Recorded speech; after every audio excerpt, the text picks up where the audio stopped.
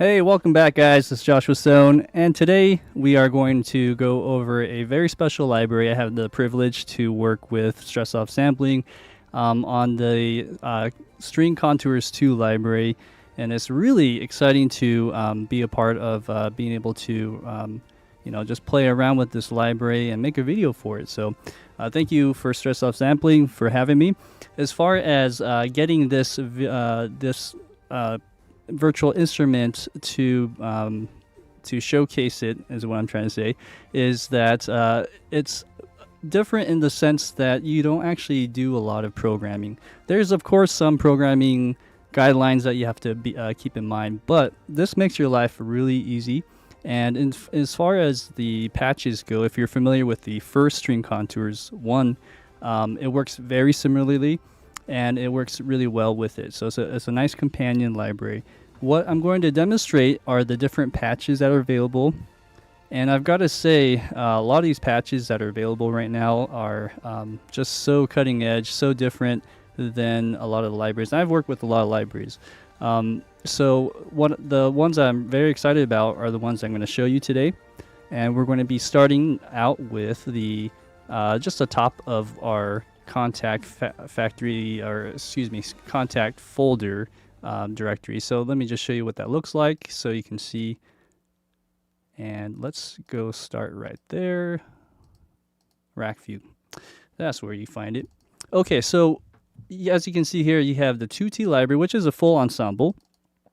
And then you have all of the individual instruments, including solo violin, solo cello, violins, all the way down to the basses. So with the Tutti, as you can see here, I just went ahead and put all the patches down in my DAW.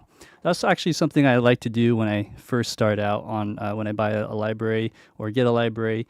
I actually just put it all into the DAW so that it's ready to go.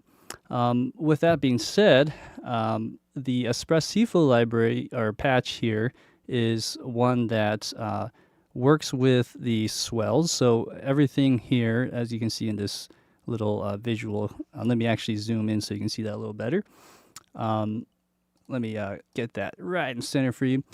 You can see how the first bar swells up and then the next bar it decrescendos. And this is kind of how most of this will work in this library. So I'm going to actually go ahead and play you a demo that I've cooked up over the last few days. And here we go.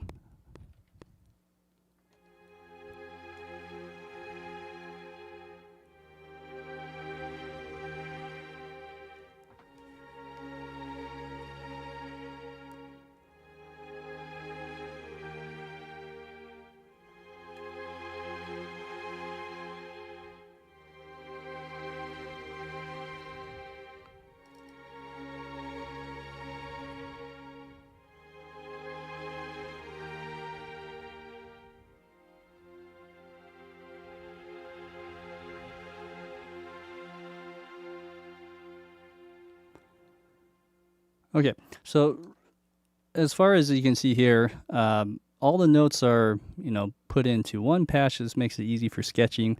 It makes my life easier when I can just get everything right out of the box without too much programming. As you can see, nothing was artificially programmed in with the CC11 and CC1 mod expression.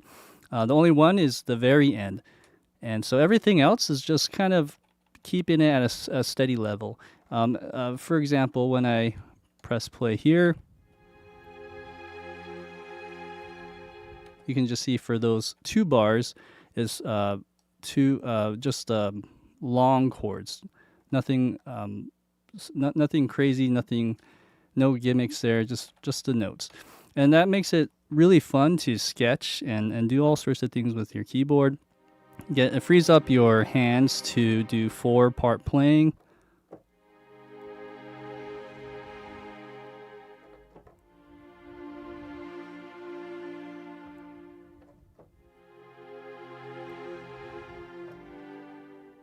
Okay, and it gets getting a little bit used to the way you perform it, because one thing I've noticed is when you play it, sometimes if you're not playing it carefully and meticulously. Sometimes it overlaps in a certain way, so you just got to make sure that you get off of the keys in time before the next phrase. And so as you can see here, I'm zoomed in. You'll see that there's a bit of a gap between each of these chords, and that's something that I've learned that you'll have to do. But besides that, I mean, that is such a piece of cake to program in. I also wanted to show you how easy that would be to, let me zoom out here real quick, is to show you how you can just break that down into the individual instruments in this case. So I can open up this and show you how this would break down with violins, viola, cello, and bass. The notes that you see down below is actually your key switches. And I'm going to open this up again. This is a violin patch.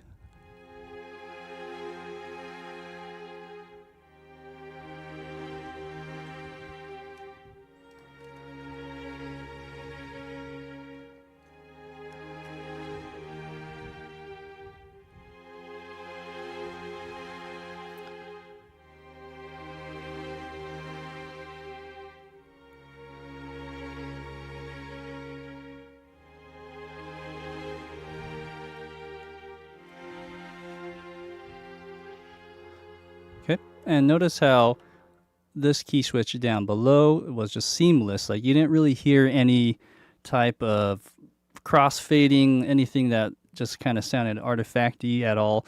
It sounds really seamless.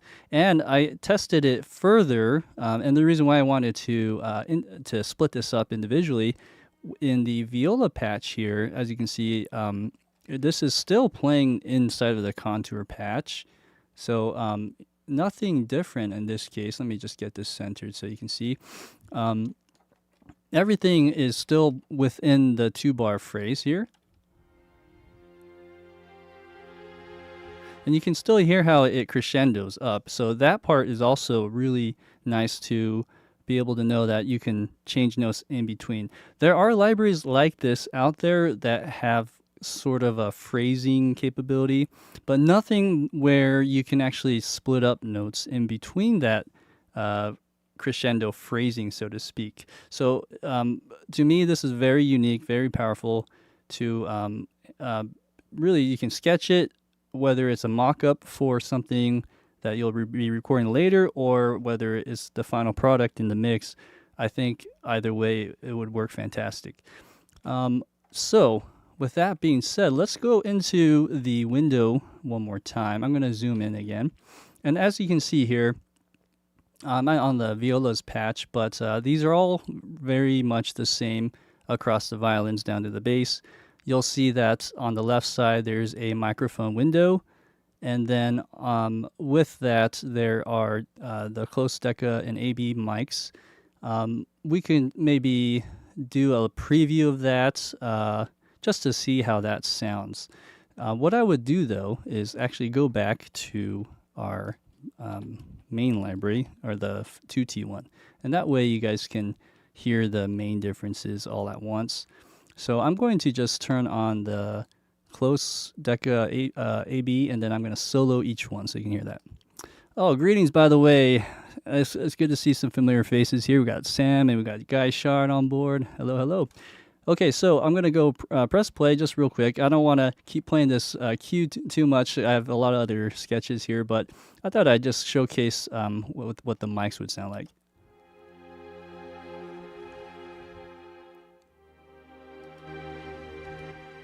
Here's Decca.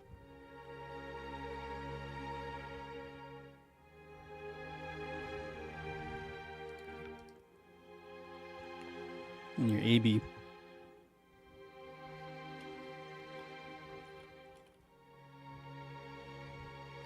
And all. And of course you can go ahead and, mix to your balance and what you would like in terms of what you want to bring out more. But anyways, it has all the bells and whistles, just like all the other Strezov sampling instruments that I have. Very much similar in terms of your output settings. You can have pan, You have different widths. The widths are really cool too, actually. I'm actually, if you can see that.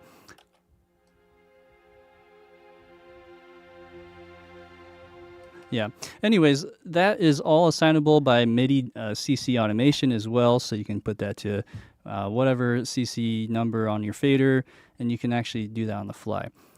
Real quick, there are the right side of the screen is the time signature, which is useful. And this is actually another powerful tool.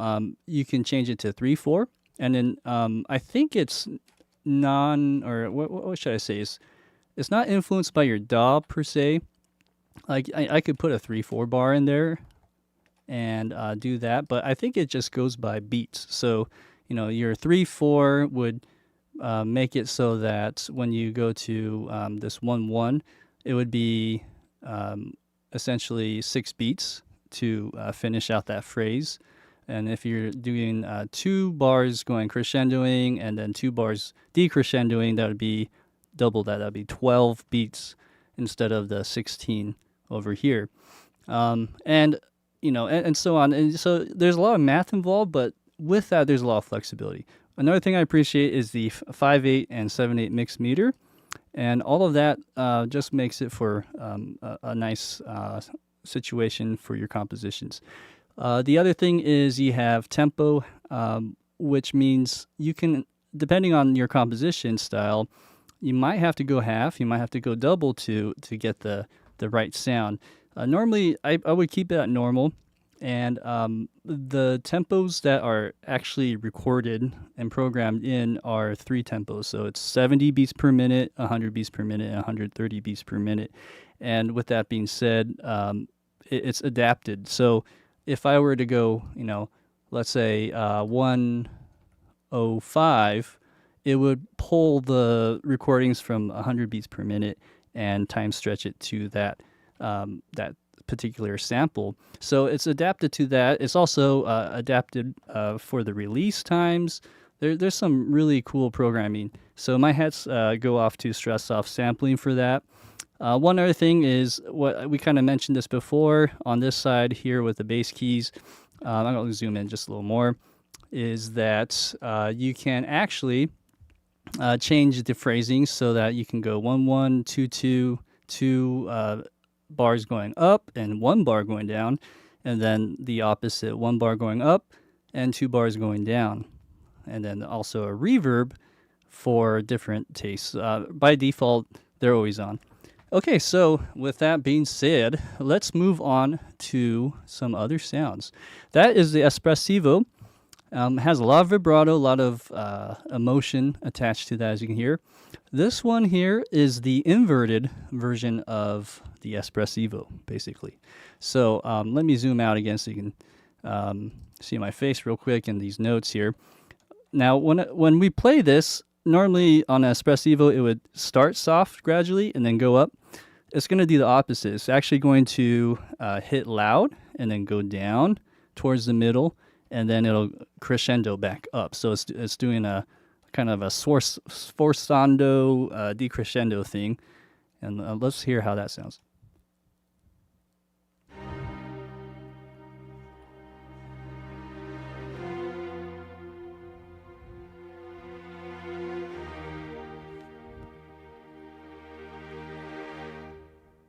Okay, and notice how there's nothing. There's no fading curves happening here at all. It's all within the box. Very, very natural, very amazing sound. The inverted tremolo, I'll open the window here so you can see, is the same, is a very similar situation. It actually is inverted. Even though this contour shape is saying crescendo and then decrescendo, it's actually the opposite. So visually, this might be a little deceiving, but it should be flipped out. So it goes loud to soft and then soft to loud. But this is what the tremolo would sound like.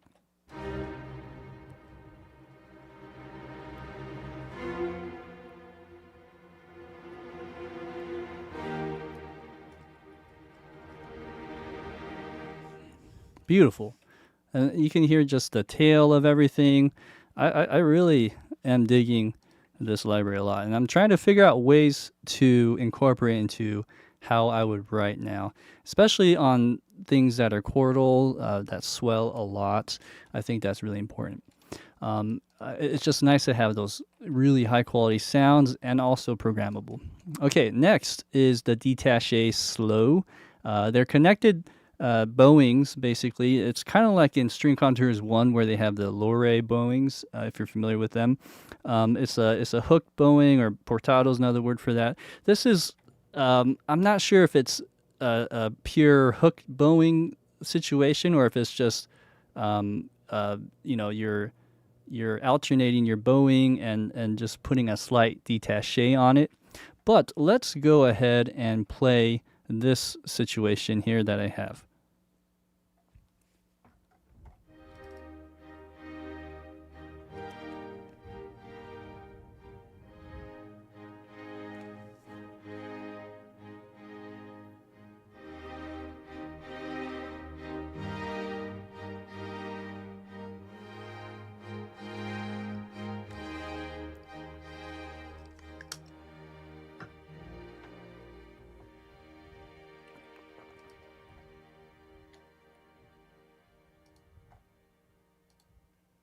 Cool. So as you can see there, the only thing I added some CC curves on was the CC11, CC1, but and that's just on the very end notes. And I'll explain what's going on under the hood. So with that being said, I appreciate that note, Guy Shaw. I appreciate that. That's really nice of you. Well, as far as this situation, this is a slow détaché, and slow détachés are infamous for in the programming virtual instrument world. It's infamous for being one of the hardest things to replicate, doing it well. I mean, there are certain string libraries that have, let's say, like a tenuto type bowing. There are some détaché style phrase based ones too, but a lot of times I would say it's hard to program it right, and I think Strezov Sampling did a pretty good job with getting this to be as flexible as possible. So what I have here in the very beginning, this is just the viola.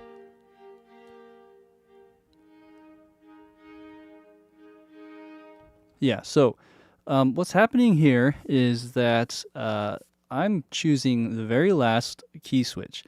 This key switch is called syncope, and it's you can see the rhythm here, dotted quarter note and a eighth note, or in Europe they would call it what would you call that actually? A dotted crotchet and a quaver.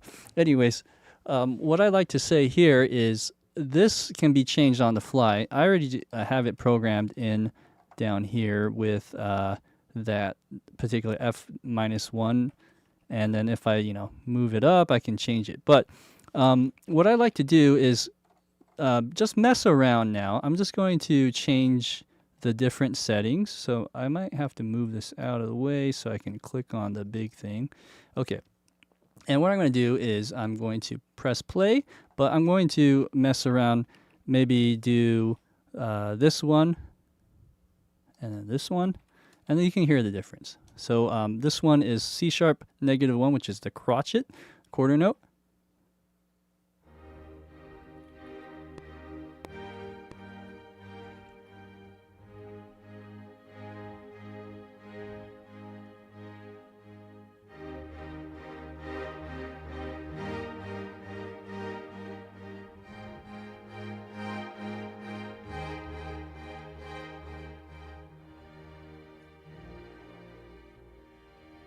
And C-1 was the half notes or minim.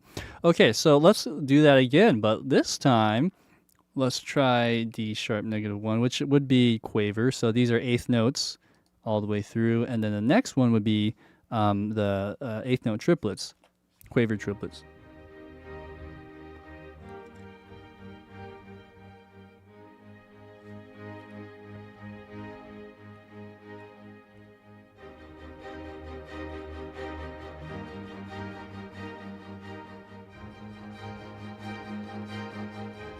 And let's move this up, shall we?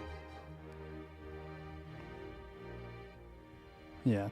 So I just changed that last key switch on the fly there to a crotchet. So all of that being said, there's a lot of options. Now, I also was like kind of doing a stress test, trying to push the boundaries a bit and see what I could do. So that was one of them. But the other option was, how would it sound if you kind of mixed and matched it? I don't know if that's really a stress test. I mean, that seems to be a pretty simple one. But it's fun to be creative and try different things out. So what I'm going to do for cello and bass, I'm going to do crotchets. For the upper strings, I'm going to change that, and I'm going to go, let's say, quavers. No, actually, let's do the syncope. And we can really hear the difference when you do that. And for our high strings too, I think I'm just going to copy that. I think that'll sound good. And then for the last little bar, I'm going to do a minim for the low strings. And then the high strings, I'll do quaver, or crotchet, excuse me. Here we go.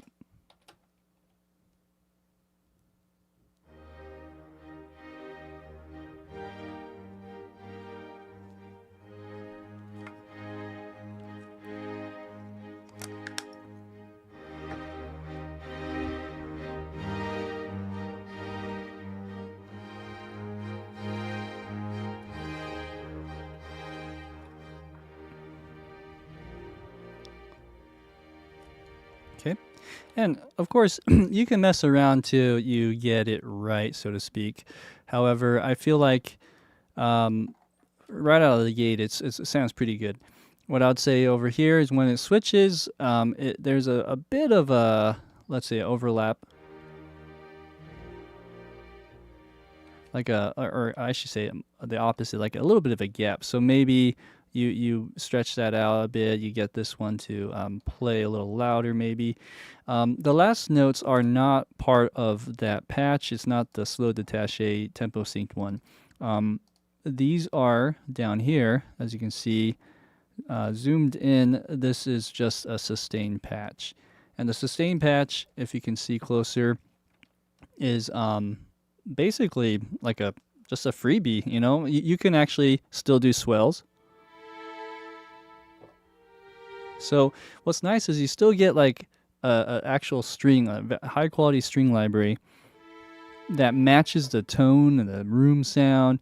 And so when I was playing around with that, I was really happy about that, because then I could just go and play as long as I need to and do some programming there at the very end. But for the other, 66% or even more, 75%, that is pretty much all you have to do is this little, these chords here. Now, I did mess around with some of this just to get it to sound even more dynamic, so you can program it to your taste. One other thing I'll mention, though, is this is velocity sensitive, so if you play it below 64 units, it's a little bit softer, but if you play louder than 64 in your velocity, you hear the difference. So there's two velocity layers as well as the swells. So you can move that up with your mod wheel to your taste. And this is a pretty, I would say, typical curve for the mod wheel to have that crescendo naturally. So anyways, really fun. I'm really excited to try to write something later in the second half of this session with that détaché combined with all the other ones. So it'll be really fun to see what we can come up with. Let's move on, shall we? So the next particular patch I'm really excited about. I had to think about it for a second because I don't know how I call it. It's called Polybend Legato. I think that's the name that they've called it, but it's really a polyphonic bend, and it's being able to play notes on the fly and have it do a portamento slide between the strings. So, for instance, I'm going to skip over here for just a second. I'll show you what I mean.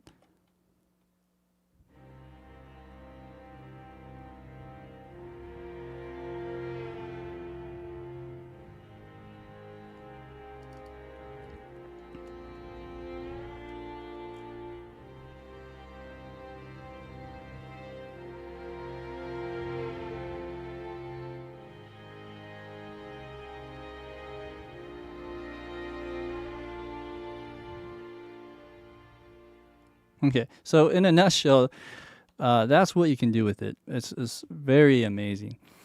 And again, I can't stress how hard this was probably to make, because it hasn't been done often. And when it's usually when you're trying to replicate that, you're using a pitch bend, wheel thing, that kind of sound. And it's just cheesy, when you're doing it that way synthetically. But these are actually recorded, performed from, I think, 1 octave range. So you can, go from C to C. You can do that. You can go to whatever note in between that. So a full octave is the slide range. And then also you can play this as a time or tempo based, or tempo synced, I should say, TS or tempo synced way to lock it in. So there are 2 differences between that, not to confuse you, but this is the bread and butter right here, what I just played for you, the Polybend Legato. And you can just spend a lot of time messing around with that. For instance, I can go something like this and just maybe do augmented fifths going down in a descending pattern.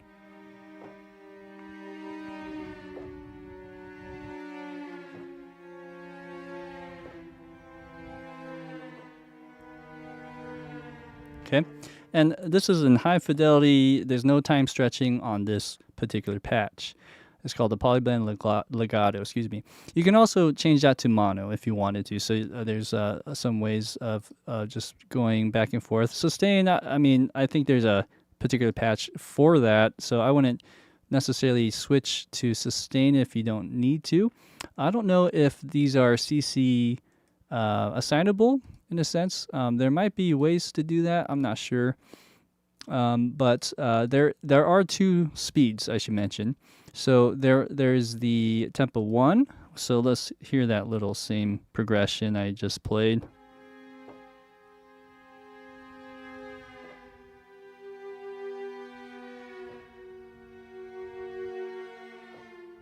So it's a little bit slower, tempo 1. Tempo 2 is a little faster.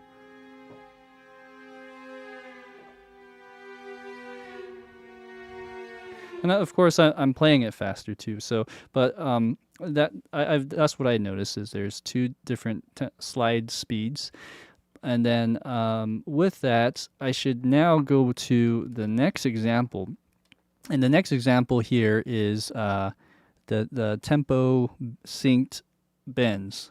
It's a mouthful. Tempo-Synced Bends, and the reason why the Tempo-Synced Bends exists is because they actually programmed it and scripted it so you can lock it to any tempo. Well, not specifically any tempo, I should say, because it was recorded at, I believe, I want to say 80 beats per minute.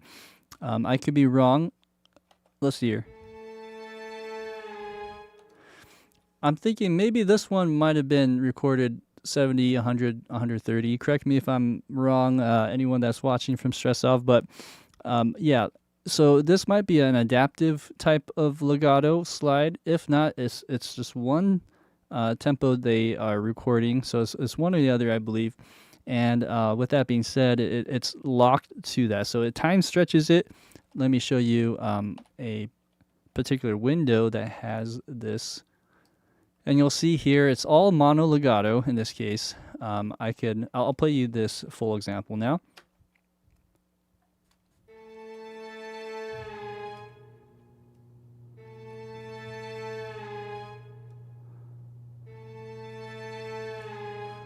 I'll put the click on. Okay, I'll play that a few times so you have that in your ears. But as soon as I change the tempo, you'll see how that locks with it still.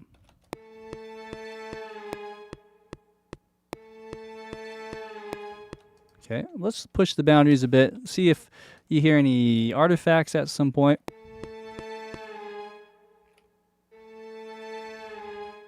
Okay, here's 190. Wow, that's still really good. It sounds good to me in terms of the fidelity. Let's go past that. I mean, man, you can really push this thing. Okay, so right around here, I would say maybe around 240. I mean, who composes at 240 all the time? But my point is, you can pretty much do these pitch bend slides to most of the tempos that you would write for, and it sounds really good. Going the other way, let's just do one more. Let's go really slow. Let's go like 70 beats per minute and hear how that would sound. That wasn't bad. That actually still sounds really good. So with the time stretching technology with contact and what Strezov was able to pull off, this is really useful, and I can't stress enough. I wish when I composed a Halloween album for MHC Entertainment that was released a few months back, I wish I had this because it would have been pretty useful, I would say. I actually had to do the old-fashioned pitch bending wheel, and so sometimes I'm thinking, man, with the technology that's out there, if I was just like a few months later, I would have been able to showcase it. But that's okay. This is just one of those things where it's just so nice to discover this and really appreciate it more because of it. All right, let's go to our next example. Here's just another polybend example here. I'll just play that for you so you can hear that.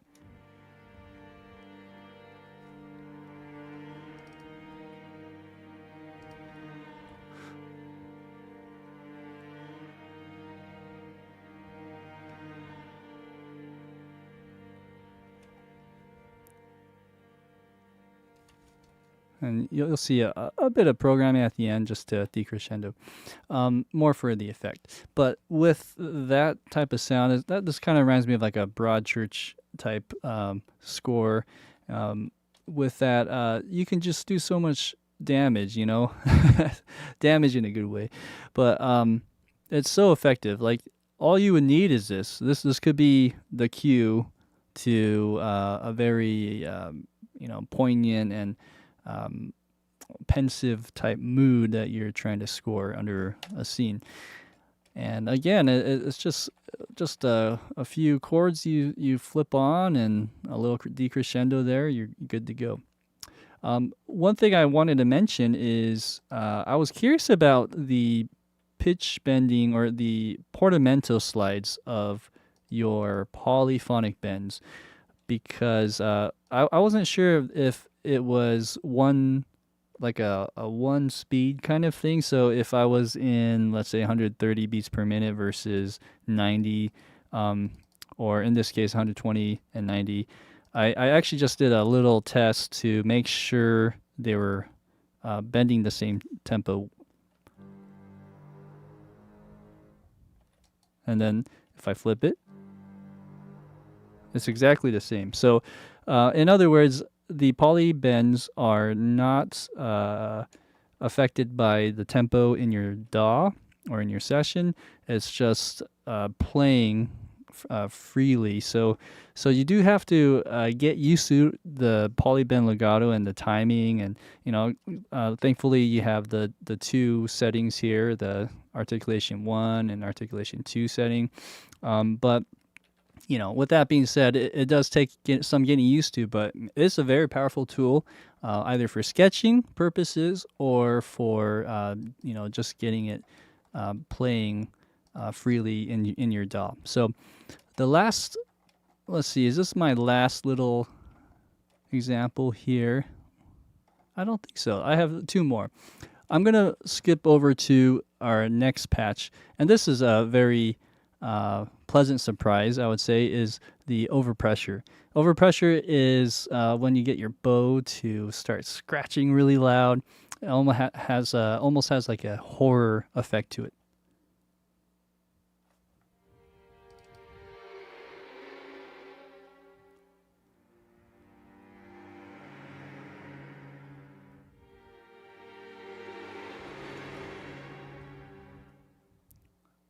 Okay, and you can hear how just nasty it sounds, right? Like it's begging for horror in this case. So really cool stuff. I would say this library caters to more of a edgier sound, more of a dark quality for those type of dark films and things that you would score. But at the same time, as before, as you heard in the Espressivo, it is also very versatile. You can play more beautiful things too. So this is a cool library. It's very versatile. Here's the last example and the last little patch that I was going to demonstrate for you. We're going to jump down to the solo violin and solo cello. So everything you just heard up until now is the orchestral string ensembles with a bunch of instruments. Let me actually pull it up and see if it shows up on their website.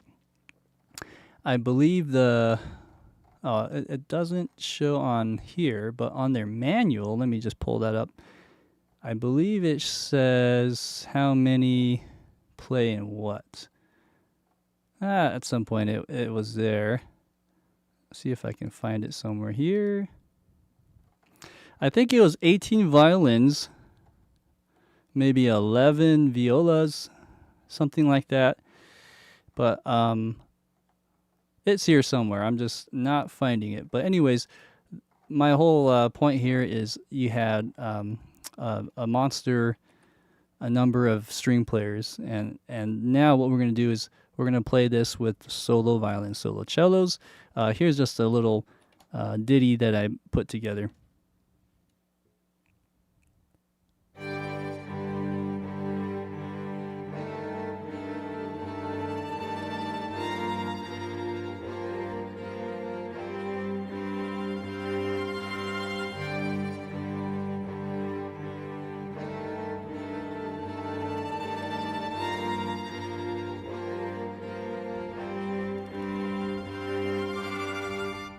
Cool.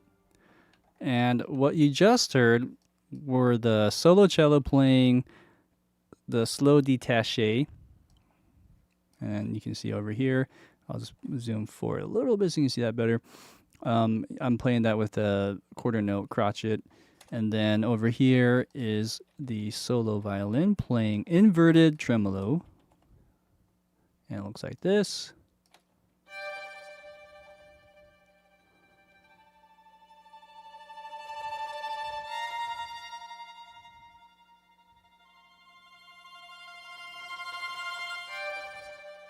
Right.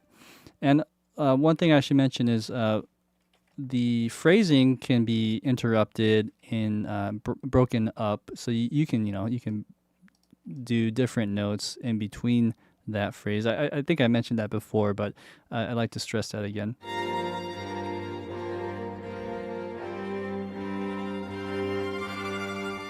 So very flexible in that regard. I'm really excited about how you can use that, how I would use that in my next film scores.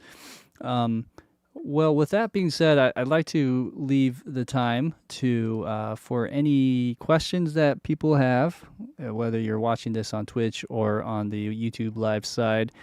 Please do ask away. This is a Q&A. While we do that, I'm going to just open up some of the other instruments. Let's actually focus on the solo violin contours. I'm going to play around, and this will also give me a chance to think about the next half of the session, which is where I just start writing a piece from scratch, which is what I do normally on the Composing Live episodes. So again, if you guys have any questions, please do ask away. This is a time for anyone that might be curious and seeing what you guys can do. So yeah, with that being said, hey Guy Shard, oh, thank you, I appreciate that. I'm going to play around with the solo violin. I think this one's really cool.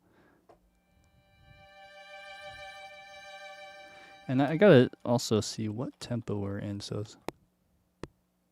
okay, because that actually really matters when you're playing this.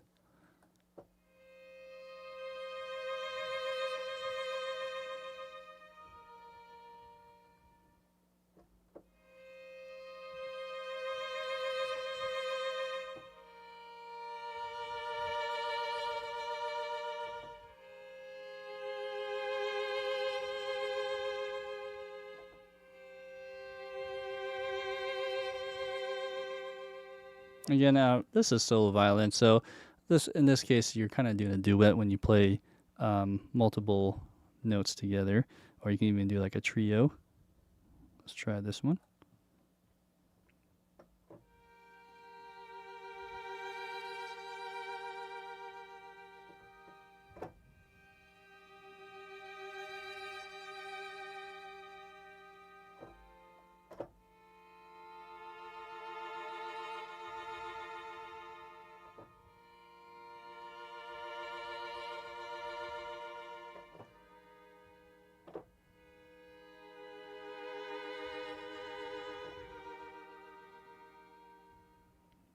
Nice. Yeah, it takes some getting used to.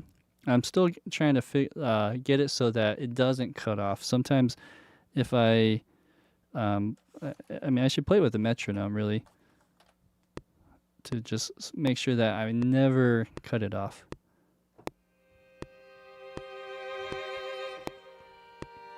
So that worked out.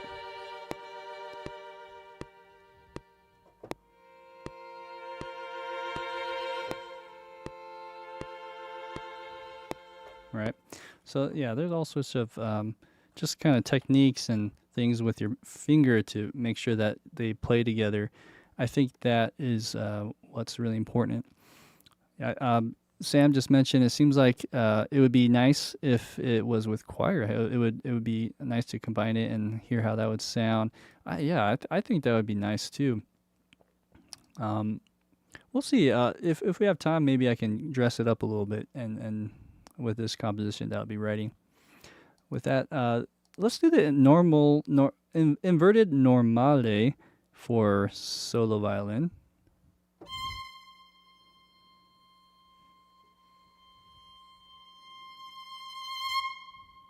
Oh, there's actually a little accent there. That's cool.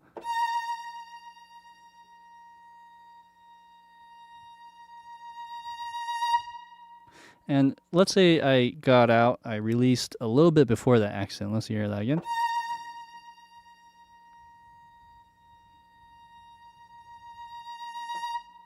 Nice. So there is a bit of an adaptive release, as George Strezov would mention in his videos.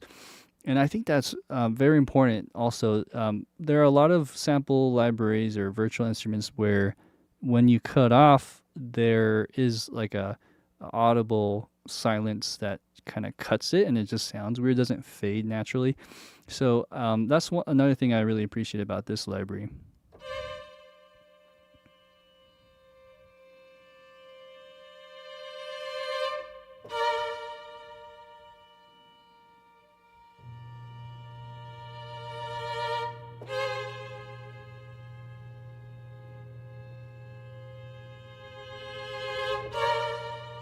See, and at that time, if I, play a little too early, it'll do something a little weird. But I think that's where there's a cross between playing it live and also the balance of programming it. So, and I think this is more geared in my mind to craft it with the programming and to quantize it on the grid. That actually is probably where I would recommend how this would shine the most. I mean, yeah, you can play it live. You have a good technique with your hands on piano, but I think in some ways it works really well when you program it and lock it on the grid. Let's try a couple other things. This is the Polybend Legato.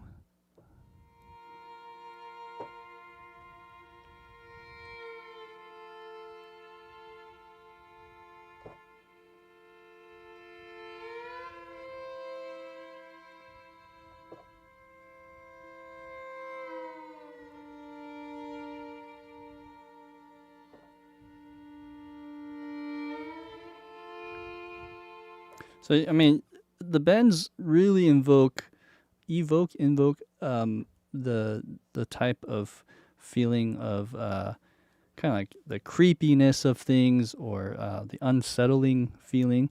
But you can also use it in a very tasteful way. I think the best way to use it in maybe more of a let's say beautiful or dramatic type of way is using it as a suspended chord.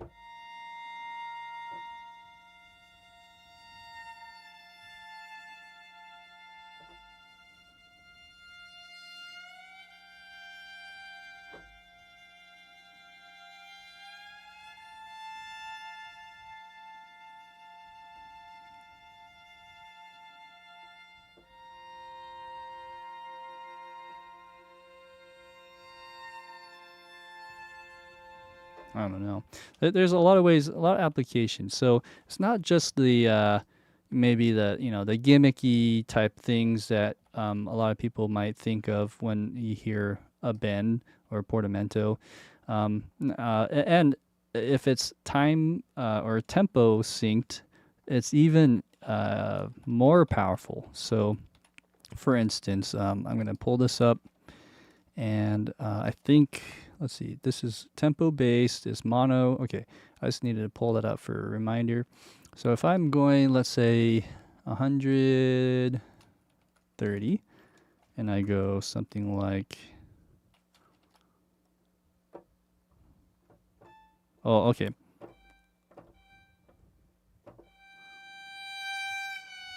Okay, I have to play this a little differently. So in this case, if you can see here, I'm going to zoom in.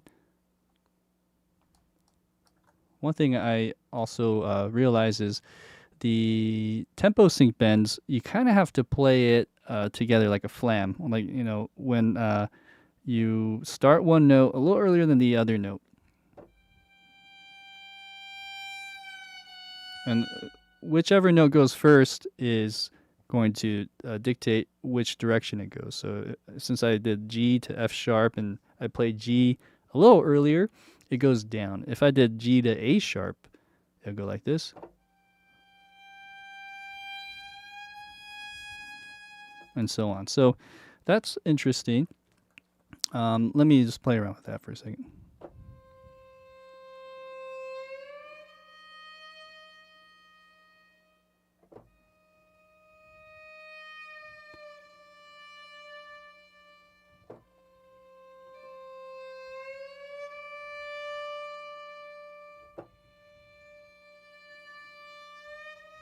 Let me try this, and I'm going to record this in now.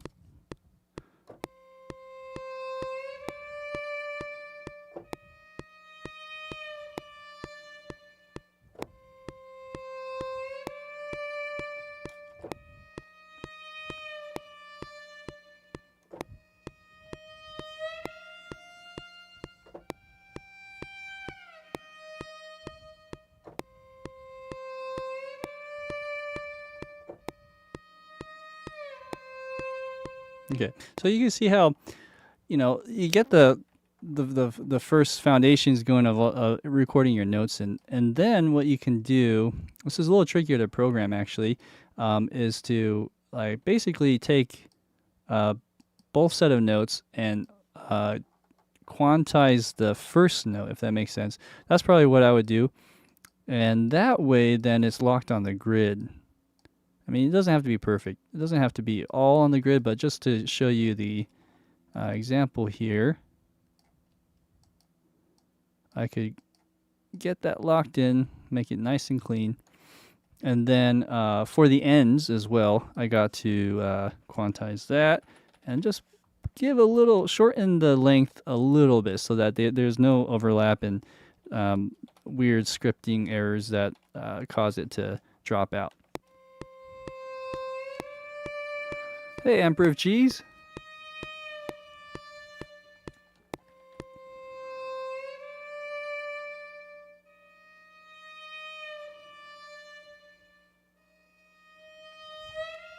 See, now it sounds really locked in.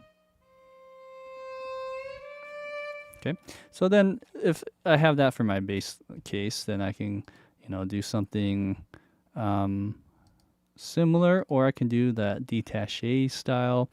Let's try something a little different. Let's try a inverted, or actually, maybe espressivo for the solo cello.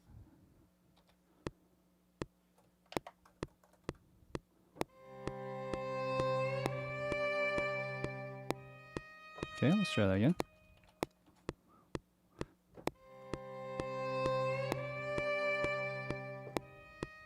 Yeah, and I cut off there because I didn't play it well. Same thing, and then.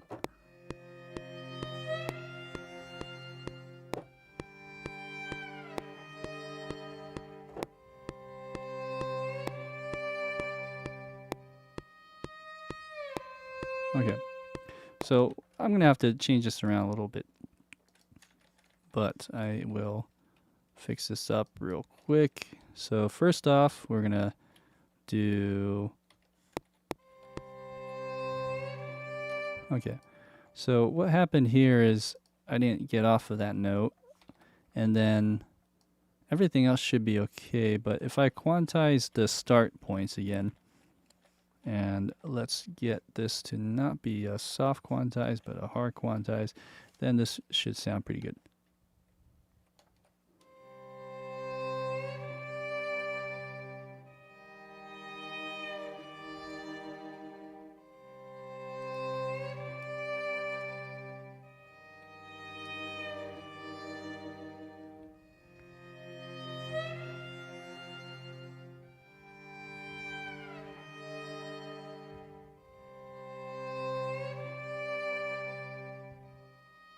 Oh yeah, so this one needs to go twice as long.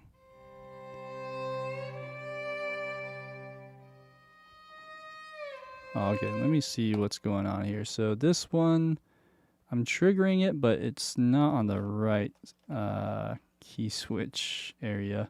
Let's see if that did anything. C sharp -1 should be right there. There you go.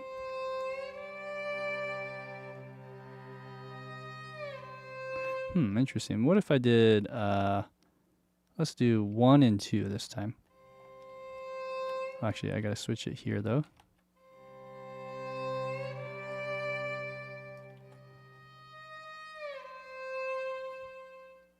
Yeah, that's interesting.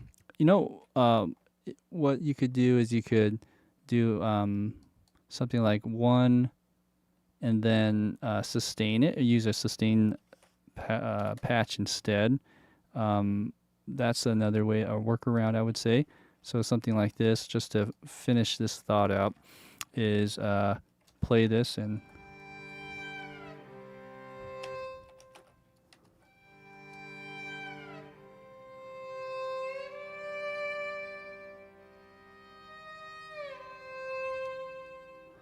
And this would be like more of a 1 crescendo bar and then 3 crescendo bars or decrescendo bars going down, something like that. So again, the sustain patch will be really invaluable, especially when you're trying to match the tone and shape the crescendo in a way where the other patches can't, per se. So I think it's a good compromise. It's a good way to showcase, okay, well, in case you can't do this, you still have the sustain patch.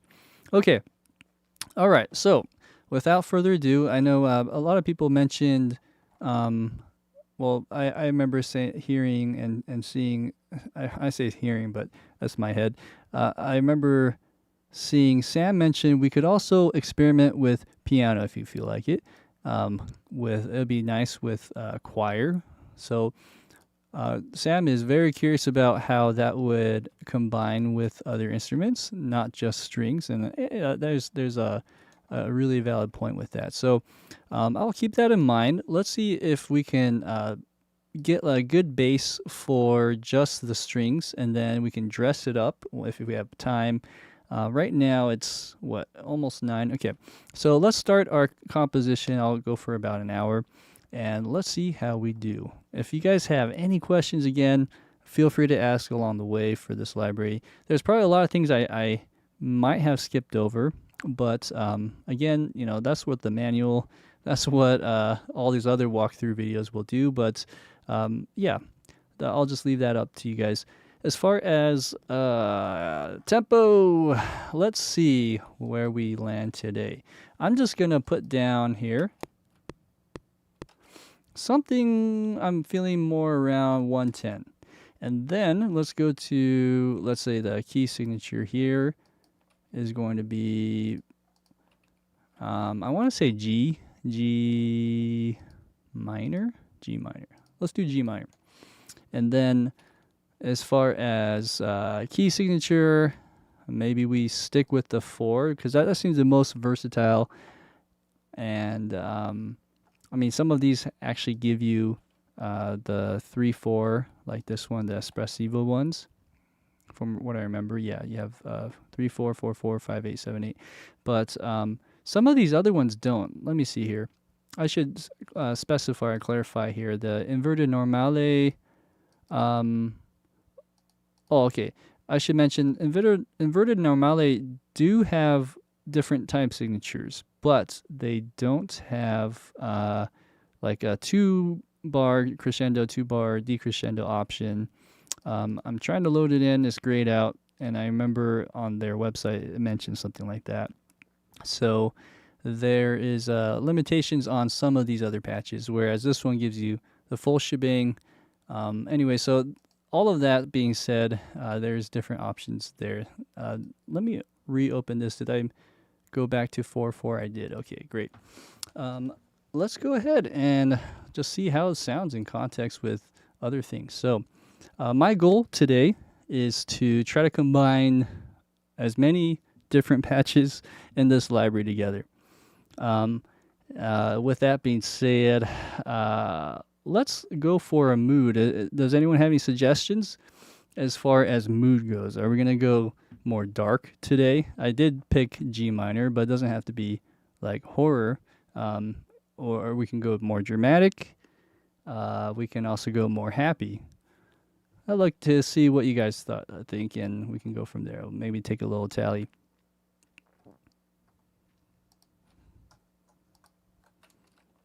Oops.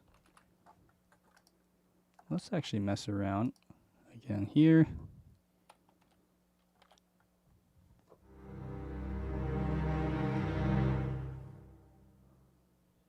Espressivo. There we go. I'm going to move that back to where it was.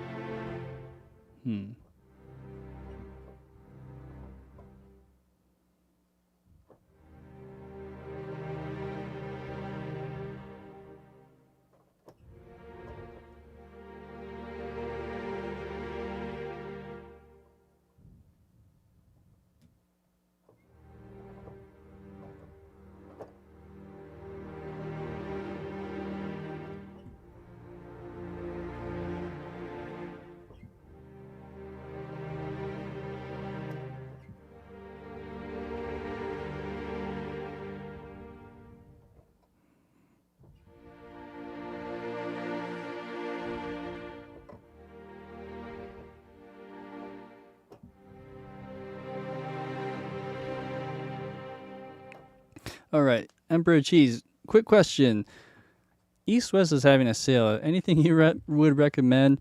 Um, East West. That's a library I've hold fondly because that's the first library I actually started on and spent good money on early in the days. I don't know. I would say you can't go wrong with the East West stuff, but you know, I would look around. I would say because there's a lot of sales, including this one here with Strezov Sampling.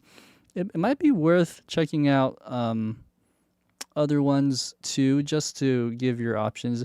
Yeah, I mean, a good rule of thumb is to find a library that is very versatile. So you got to have one that has a lot of articulations, and then find one that you can layer with that might not have all the bells and whistles, but just has a really good tone, and you kind of use those two to blend together. And then top it off, I would say stuff like this, like the string contours, especially if you're writing in a certain style that requires the polyphonic bends or portamento type things. You can't really find that anywhere else, honestly.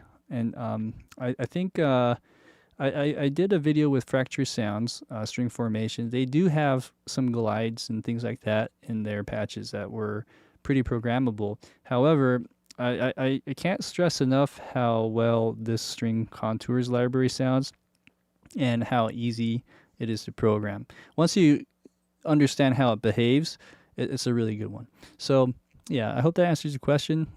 November is a great time to buy string libraries or any type of virtual instrument library. This one in particular is also on sale. I think I'm going to just go off on a tangent here. I think it's on sale right now for 159 euros, which is I think around $180 in the States. That's coming from 249. If you guys have access to the first one, you also get like a loyalty discount, and there's also a bundle discount if you buy both of them together. All right. Anyone have any suggestions as far as the mood? If not, I can just choose one and go from there. But let's see. Someone mentioned remembering the good old days. Unless guy has an idea, don't want to steal them at all. Let's see here. Sam says, "How about? Oh, let's see. Guy Shard B minor is underrated for reminiscing. C major sounds innocent enough for it. Beauty is in the eye of the beholder." Okay. Well, how about this? Let's start on G minor, and let's go and get started. We'll do something in a introspective mood, and I think with the introspection will come some very intense dramatic middle section that will resolve. So let's kind of go with that approach, that mood. I kind of like what I was doing actually, just noodling around. So let's see how quickly we can write music with this.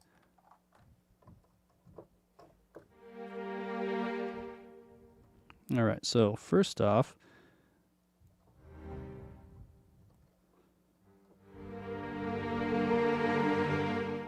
it's kind of loud. Let me bring some things down here.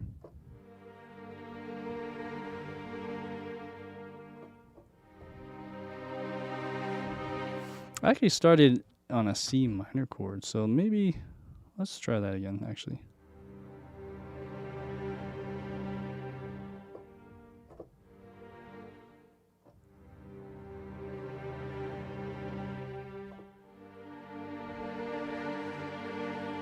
I can't remember what I played now.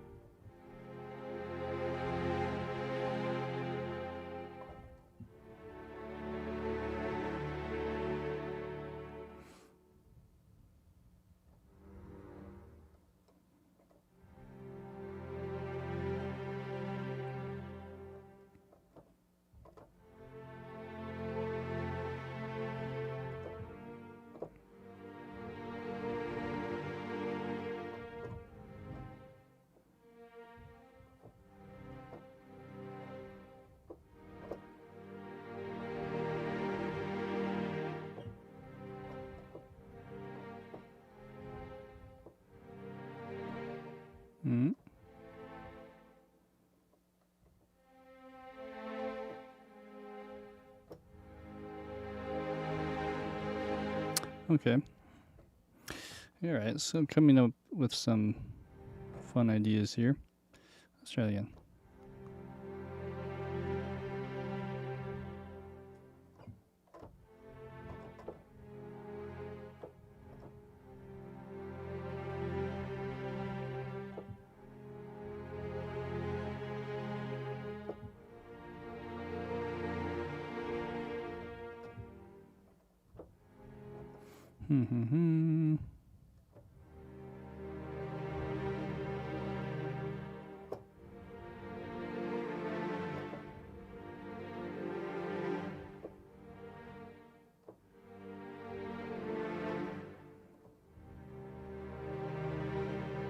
Okay.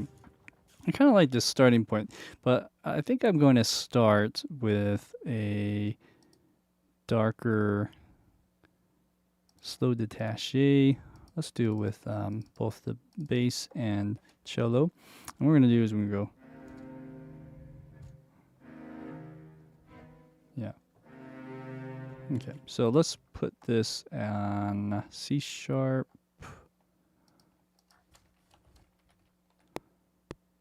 All right, and is that going to be too fast? It might be a little too fast now. Let's go 100.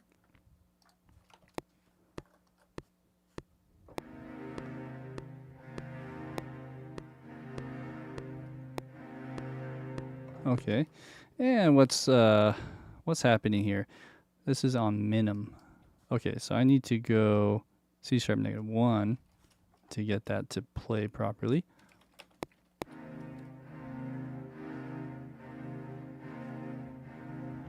Okay, so there you go.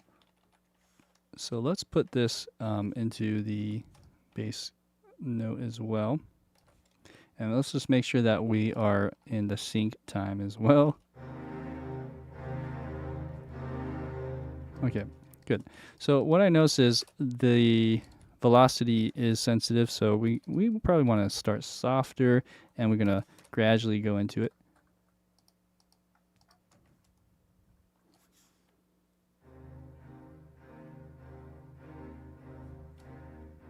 Okay, now that to me sounds a bit fast, so what we should do is go to this original idea.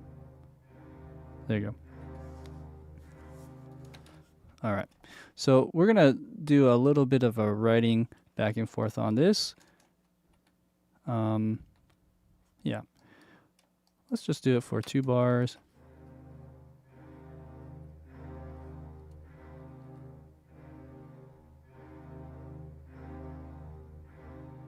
Okay, and then we're gonna change this to a different chord. Let's go to G minor on this one. So I'm not sure if we're in G minor or C minor now in this case. So what I'm going to do is I'm going to just change that to C minor for now and just see if my hunch is right. Okay, so we have that and we have G minor. Now the chord wise sounds okay. We could also try this and go inwards a little more. Okay, and the one other thing I need to do here is take out the bass line.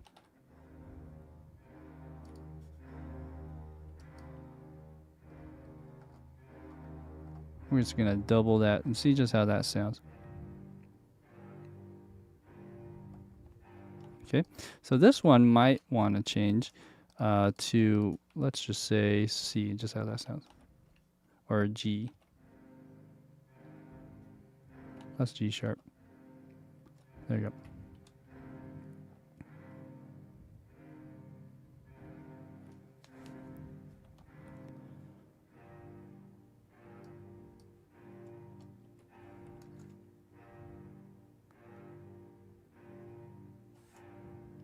Okay.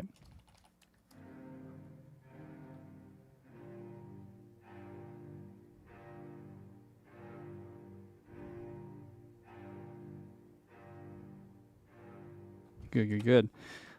This already invokes very pensive, a bit tension. The other thing is I'm not sure if CC11 does anything on this particular patch. Yeah, so it doesn't. I just checked. So let's go like that and take out the CC11 data. Then what we could do, since there's kind of a pattern here,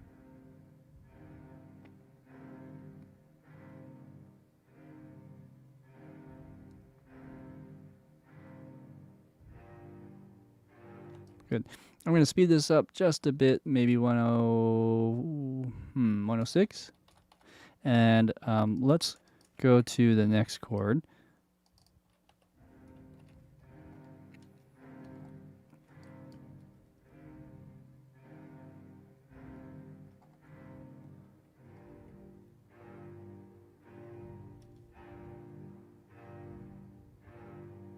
So at this point, maybe we change that where we go stepwise down.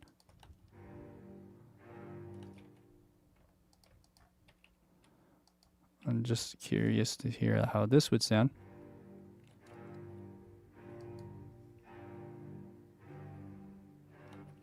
No, has to be something like this.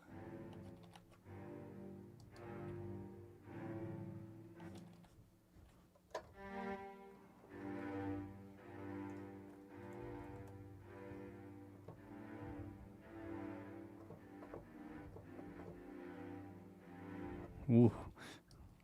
See if this will work.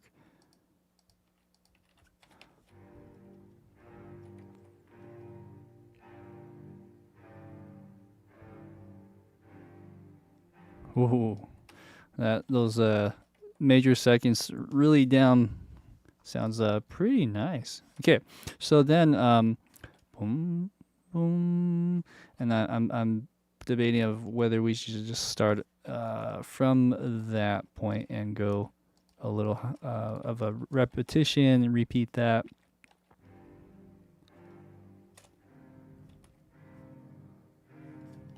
Okay, now if we do that, I might want to revamp the modulation here and go something like this. Oh, for some reason it's not moving up. Is it this one? This one. Okay. Let's delete that. Let's delete that. Okay.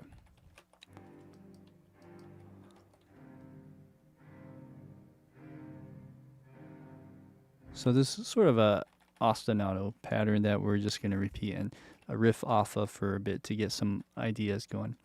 I'll put it on a repeat actually. And let's try some other ideas now. So again, the goal is to get this to express a bunch of the patches, as many as we can, and see what we can do. So we already touched cello and bass. Let's go down or up to the viola. This is the monophonic pitch bend.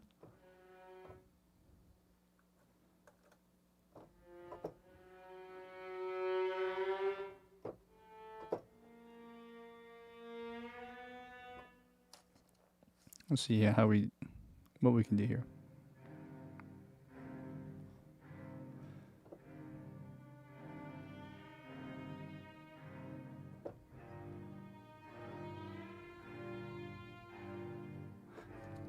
I kind of like that starting note.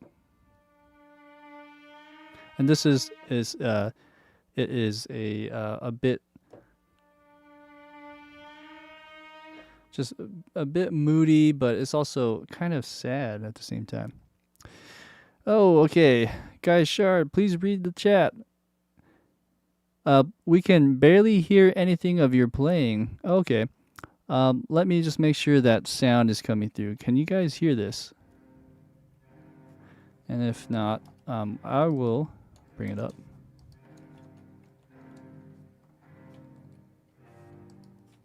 Let's go ahead and bring this up just so you guys can hear that. No. Okay, sorry. Is that better? This is on the very low end, huh?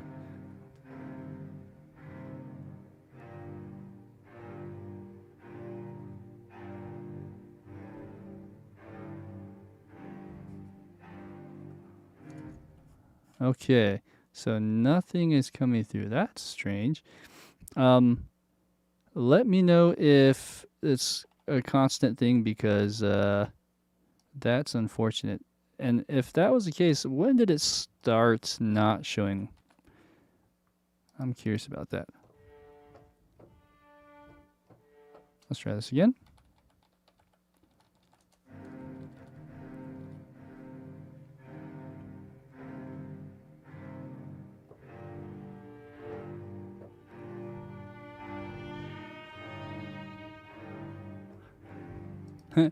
It's so low. Oh man. Okay. Well, I apologize. I'll bring up the monitor here then, and you know sometimes what I do is I have this on the wrong. Well, that's one boo boo I made. But what I was gonna say is I'm gonna turn this off and let's go ahead and try that and see if that sounds better. It might be actually really loud.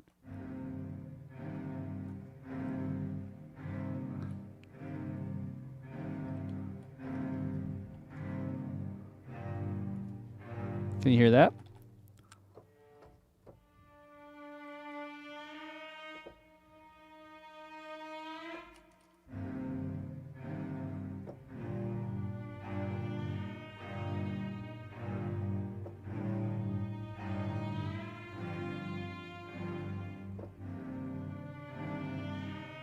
Okay.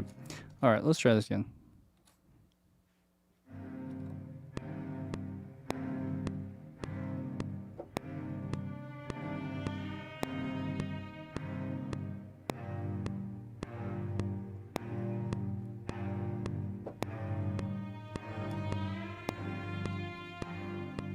Okay. Yeah, I'm not sure if that melody, in a sense, didn't work with the bass line there. So maybe what I'll do is I'll go.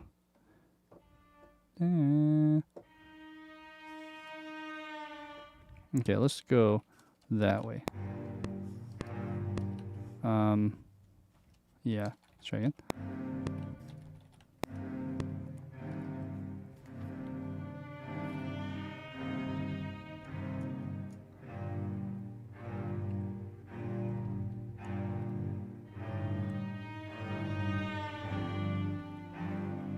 All right.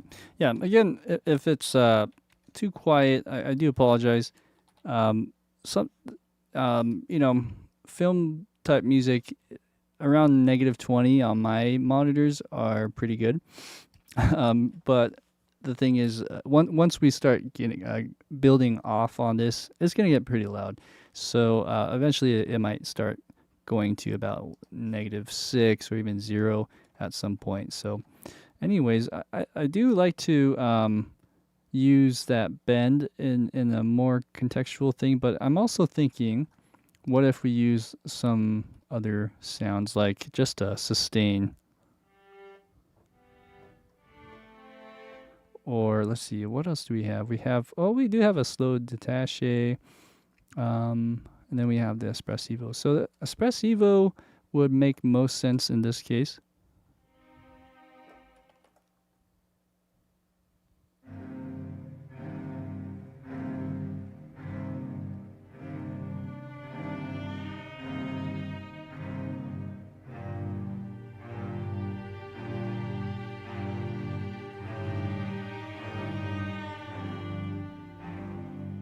All right, something like that. It could be in the violins. But one thing I will do now that the volume is a lot louder and it's blasting in my ears, I'm going to bring some of this down. And should I just EQ? Maybe I need to EQ some of the low end.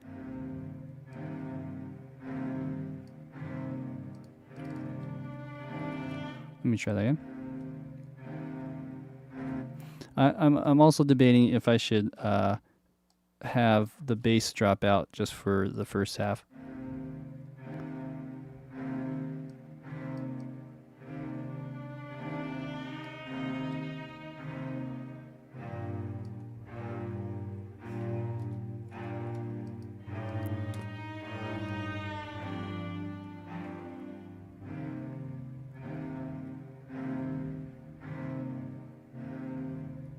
Okay, so I might do something like that because it gets a little too gritty for me in a sense, and I might have to also try some things in EQ on this.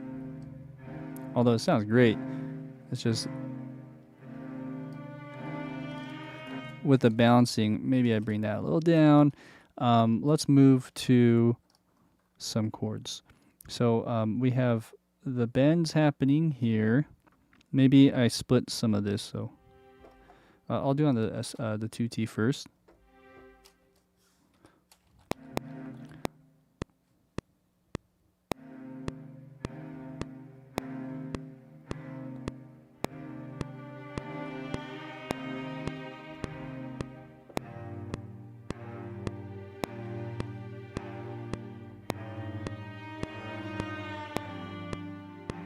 Okay, and let me just tinker around on the piano here.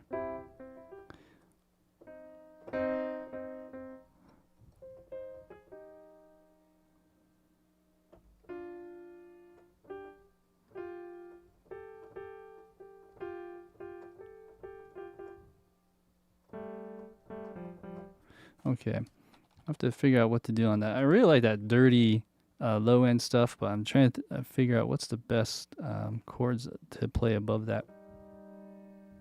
Let's try this again. Maybe I'll just do a sustain for now.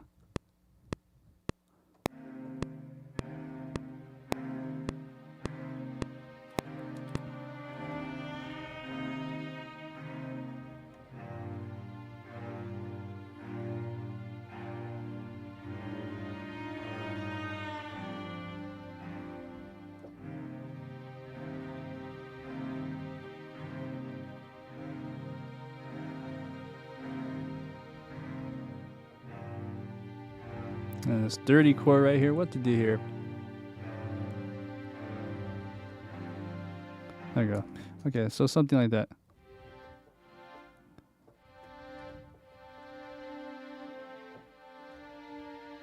Okay, I'll do that.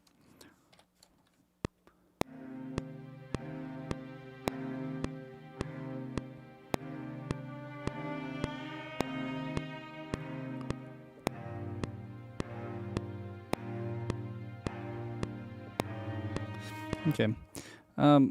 So now that I have a better idea of what we're doing, what I'm going to do is I'm going to use Espressivo, and I'm going to just test this out. So this is my theory here. So what we're going to do is we're going to move the phrasing so it's 2 by 2. Yeah, so it's already there, but I'm going to also set it right into my keyboard. So we have that, and then I'm just going to do some of these, some chords, and see how that goes, right?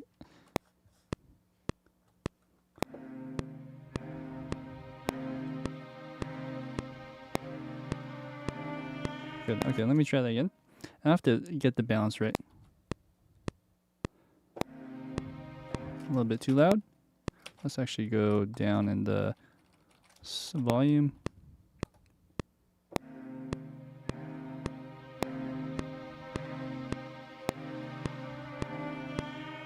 And I kind of want to, I'm just so used to doing this out of habit. I'm actually controlling the fader while this is, so it's actually getting louder than it should. So what my instincts are telling me to do is like, it's conflicting. So I'm just going to bring it down and just see how that sounds instead.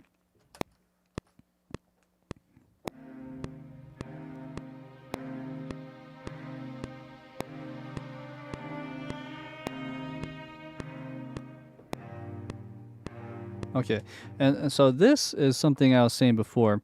With this library, you kind of have to, you just got to get used to the mechanics. If you play and overlap this, it doesn't sound. So that's one thing I've noticed. And it's nothing on the library developers or anything. It's just, it's a behavior thing that I need to get used to. So that's something I'm not 100% savvy with yet. So let's just keep going and see if I can get this program maybe as a alternative. So something like this. what I would do then is go down here and go down to this B flat, and let's just see how that would sound.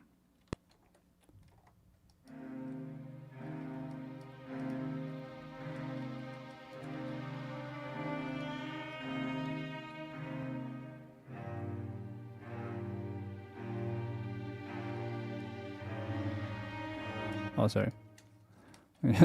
Wrong note.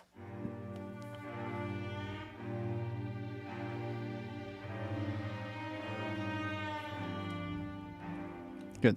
Okay, so that's the idea. I'm gonna mess around with the second half though.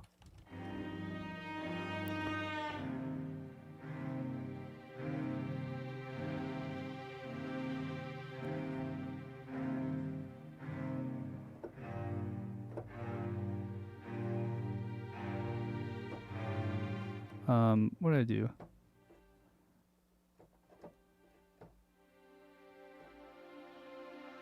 I did something like that. Okay, let's try again. Yeah, okay.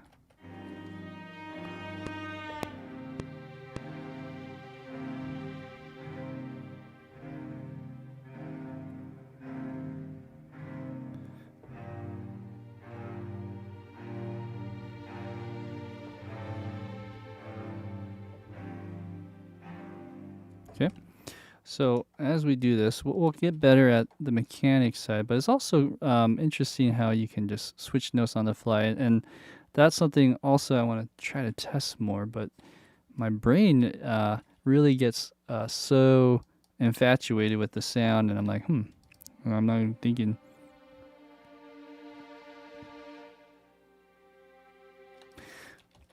We could add the third in there. That sounds a little bit better. Okay, and the other thing I'll mention, I mentioned it before, but is the velocity sensitivity. I got to get this under the belt too. I got to really control. What is it? Is this velocity sensitive? No, it's not actually. I'm getting this mixed up with the other patch. So no, I guess that doesn't matter. It's more about where it's set in relation to your CC data. Okay, sorry.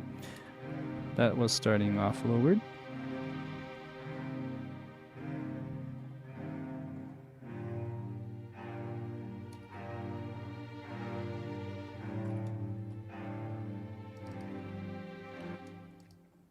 Okay, and then this should probably go to F. And then this one here probably should go. Yeah, so what we're going to do is we're going to overlap that.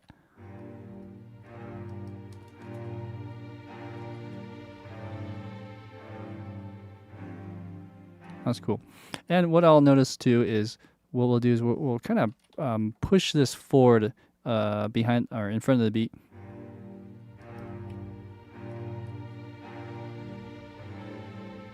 Because it's still, you can kind of hear how it's lagging.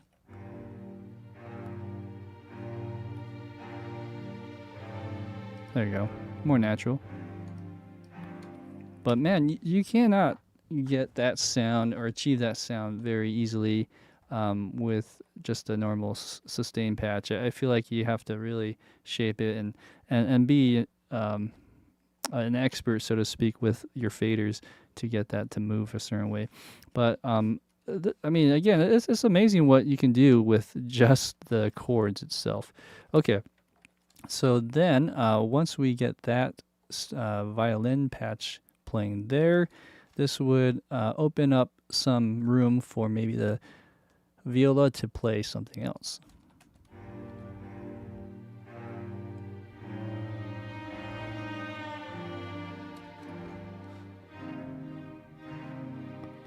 Okay, and here's another thing I want to test. I've been playing notes together like that, but I think you can kind of do something like this too. Maybe not. Let me see here.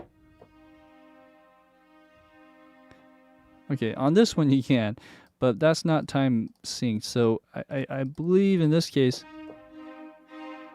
once you play it, it locks together. Okay, so that's something I was curious about. Okay, so let's go to this idea again.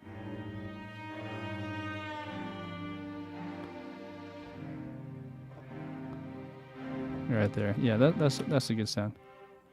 Right there. Okay, let's try again.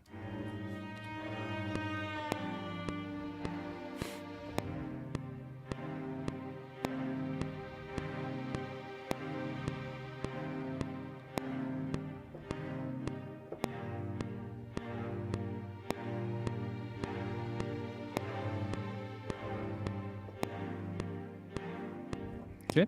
All right, so we got that going. Let's put this in time. We'll go whoop, whoop de whoop.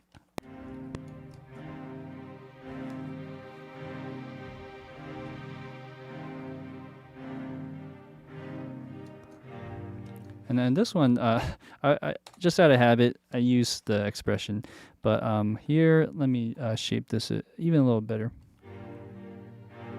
Oh, you know what? Before I do that, I gotta switch this to replace mode.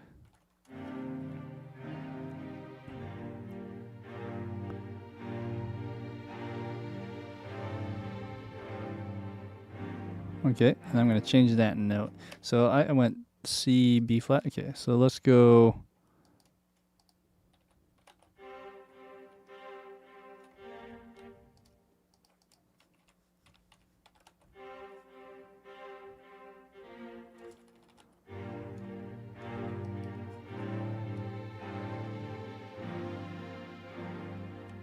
Or, let's look at that with the cello here. So I got this dirty major seconds here. What if we go?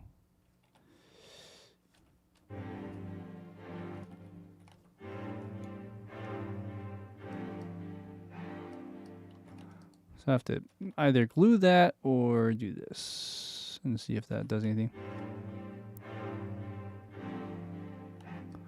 So that D works, I think, but if I move this,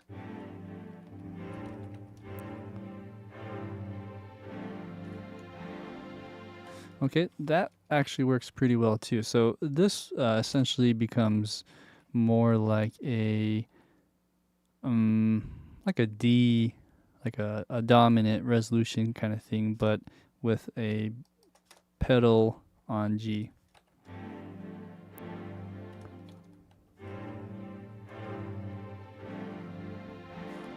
All right, cool. And that's a good trick, you know, keeping a pedal on a certain key, but then changing the chords. So, yeah, hey, awesome. Thank you guys for hanging out with me, by the way, and giving me feedback on some of these volume issues or whatever else that people are hearing. By the way, if you guys are liking this video, please like the video. I can't stress enough how important that is for the algorithm, and also for anyone that hasn't subscribed to my channel. Please do. I encourage that. There are people out there, though, especially in the Twitch land, who put these little bots out there in the world, and you know, then they spam and they do all sorts of weird notes. So I just booted that person. Okay, let's go ahead and play it from the top and see where else we can go from here.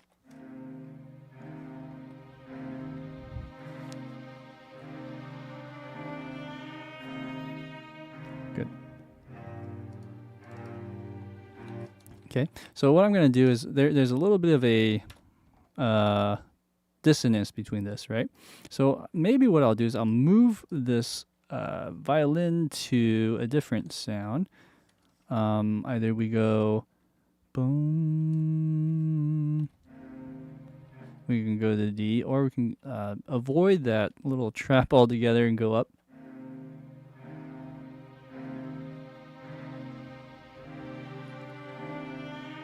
So we can do that, and you notice how it lands and it hits pretty hard. So that's interesting. What if we go up to F?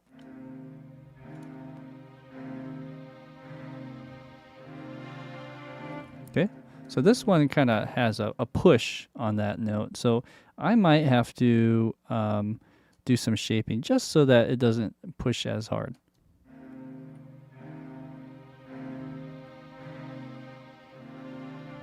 There you go. And then bring it up.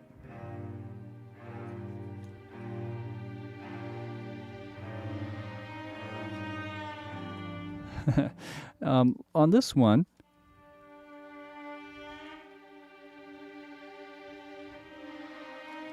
okay, I see what I'm doing. There's dissonances across the board here, so we got to be careful how we approach these notes that are in the same vicinity.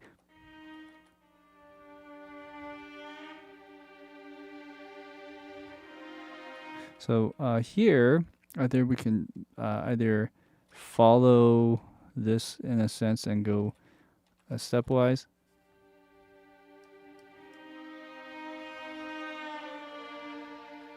Something like that would work.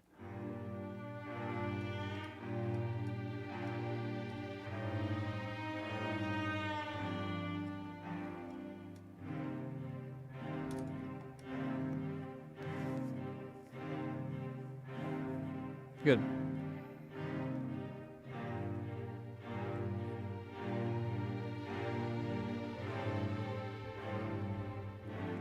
Good.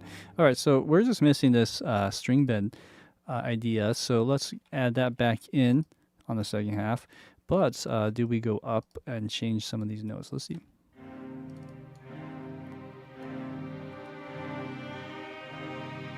Okay, let's go a little bit further in, maybe. Let's go about here.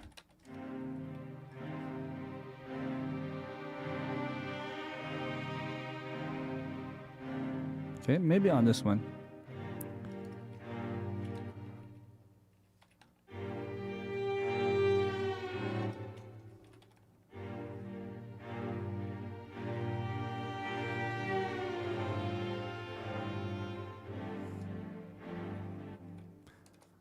All right, so hey, thanks, Guy. I appreciate it.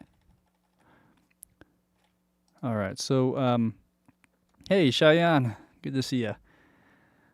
Let's see here. So now that we have a good concept, we should just ride with it, but also think about what are some other, bells and whistles, or just some extra frosting on the cake. I would say we can maybe include just a hint of the solo violin here, and do another Polybend Legato. Something like that, just to see. And let's go high. Okay, here we go.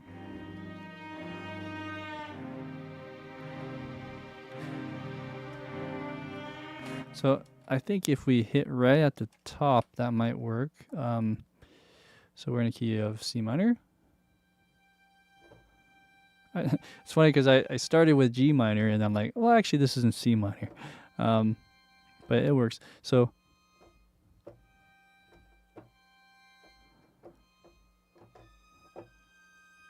it goes pretty high. If I were to open up the GUI here, you can see I'm zoomed in a little bit and you can see my notes, but C6 would be the highest. Okay, so going back here.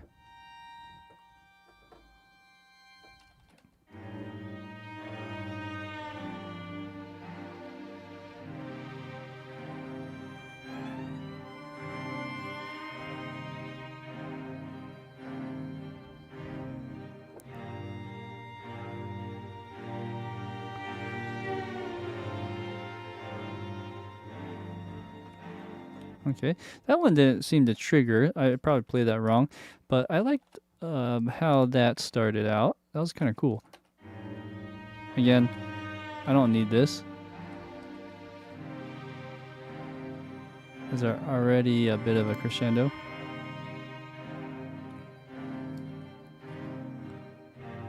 And then I guess I would have to follow that scheme and do something here. Let's see. let's start from the top. One thing I need to get used to, because I'm so used to just samples that playback automatically, whereas this one has like a triggering mechanism. I have to always play it from the start of that phrase. But as I do this, let me just practice.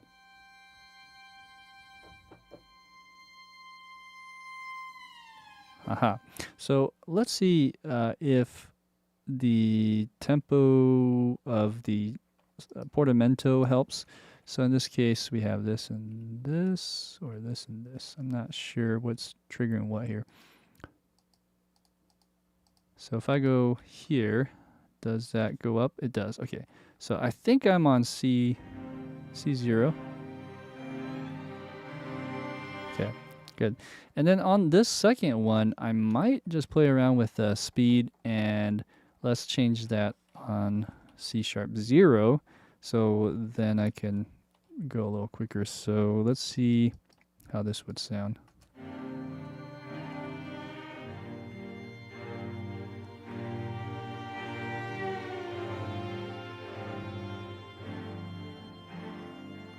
Okay.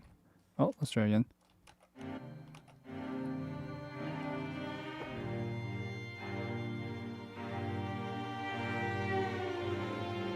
I'm not hearing a slide, and that might be because there's a limitation on solo violin.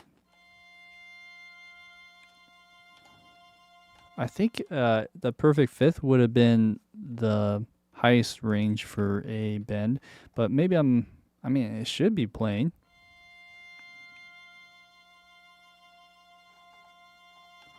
Maybe I need to go a little further out, or maybe further in. Ah, okay. There you go. And this is a poly legato. That's partly why. Okay. I'm having this in I want it to be in mono legato. Okay. Let's see if that was the right tempo.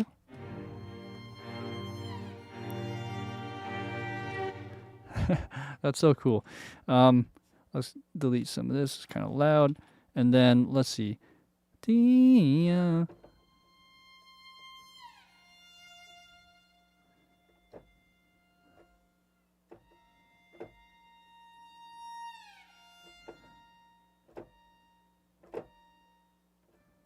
Oh, that's too far. Okay.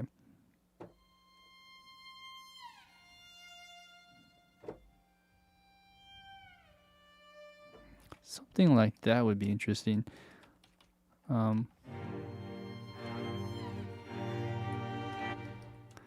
Let's go twice, and then maybe another perfect fifth, but we'll go to A to D.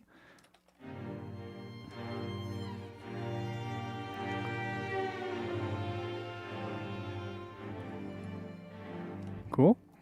All right, so is that the right speed? I think so. I think the C#0 does make it sound better because it's a little faster.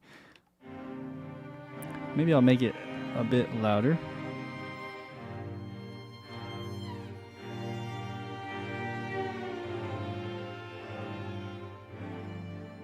Okay, fantastic. This is so fun.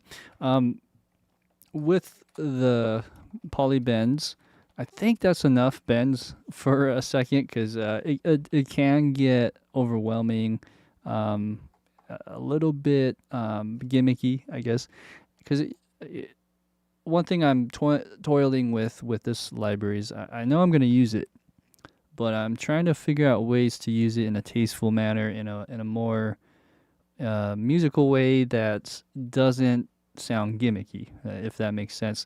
I know this library is going to be a great companion, but it's just figuring out how to use it properly and effectively. So, okay, moving on. Let's go to some ideas that can propel us to the next section. I think we should do a faster détaché. I really like the détaché stuff, by the way. They did a great job here. So if we were to move the motion or the motor to violins, I think that would be interesting. So let's go to this one right here. Do do do do do do do. And we can go pretty quick. It's not just for slow stuff, but let's see. Let's go. I'm just gonna open up my tablet here. Let's go. Whoa, hello.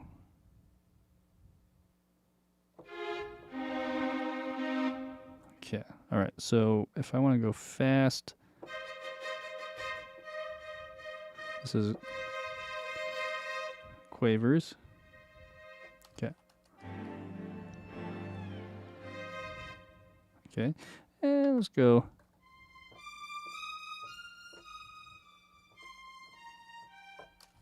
Okay. I'll play around with that.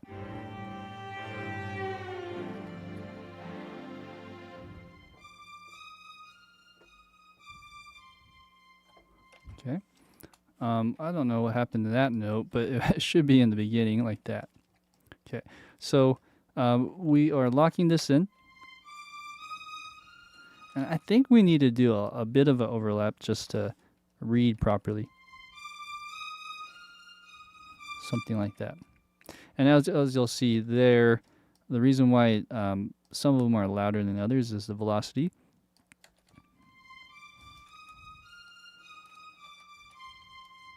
Okay, so we'll kind of have that going in the background. I'll have that start there. All right, so after this part,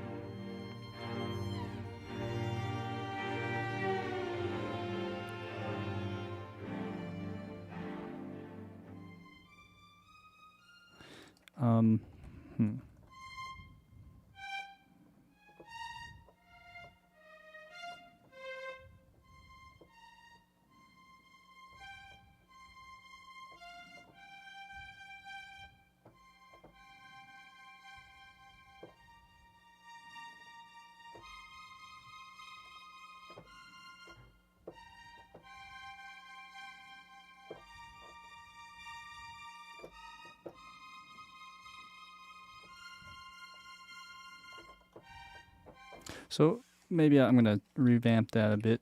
So we go this.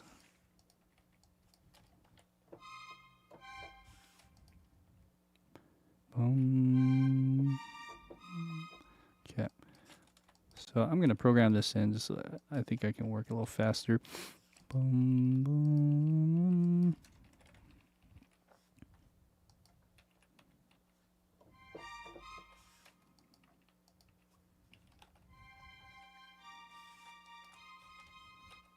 And this has to be twice as long, it looks like.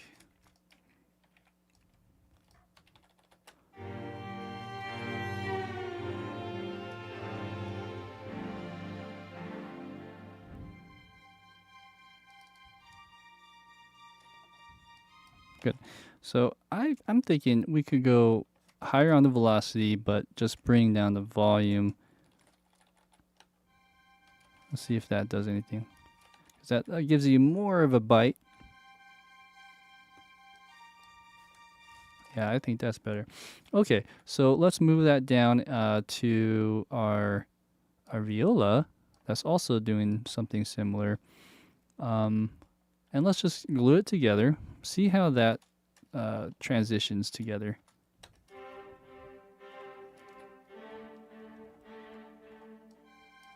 Okay, that's too high.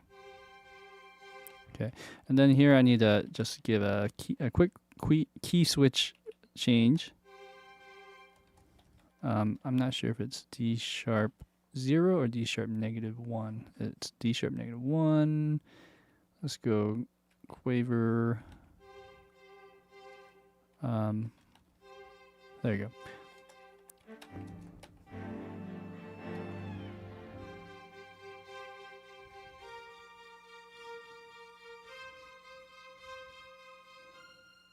Dun dun dun dun. For some reason that, oh, there's a little overlap. Okay, I gotta change that on both of these, it seems like.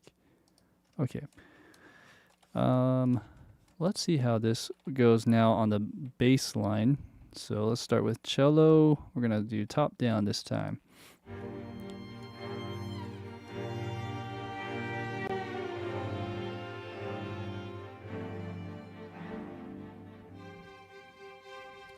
Okay. And I'm thinking maybe we change the chords here, but this is sort of the right direction. So then if I were to go just on a sus,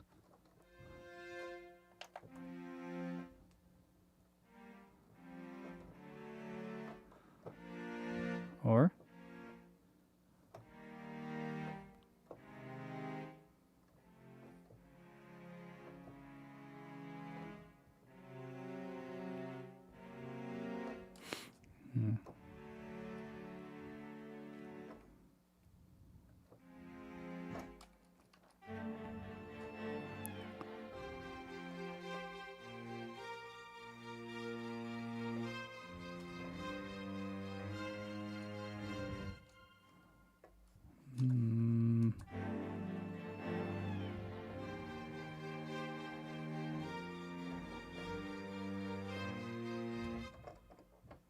okay, so we'll do E flat major chord. Let me write that down.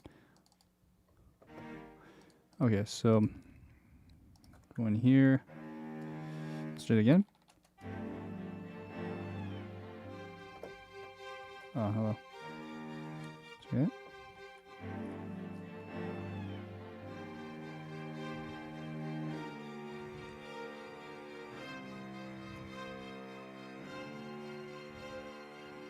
Okay, and this is just strictly an idea, but I kind of like that. I didn't have much room on my keyboard to go down, but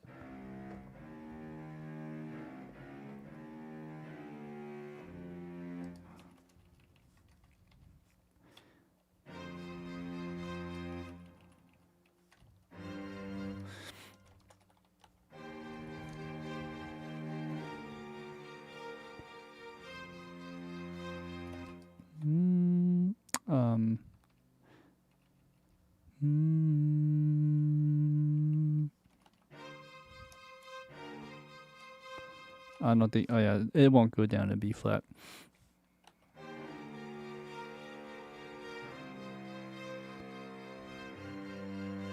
Okay, so this might work. This kind of feel. So if I were to go that onto Espressivo, just out of kicks and giggles here, and then put this in the right spots with the right bass key in this case. So this would be C.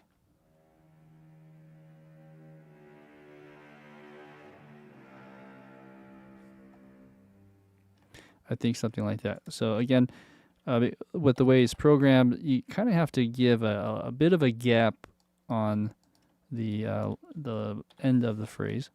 Let's see if this works.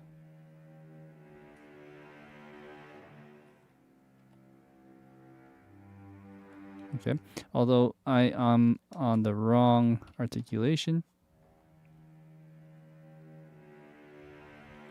Is that doing it? C -1. For some reason, that's not triggering. There you go. Better. Okay. And that doesn't always have to be just a whole note, but let's just kind of feel this out with the other parts.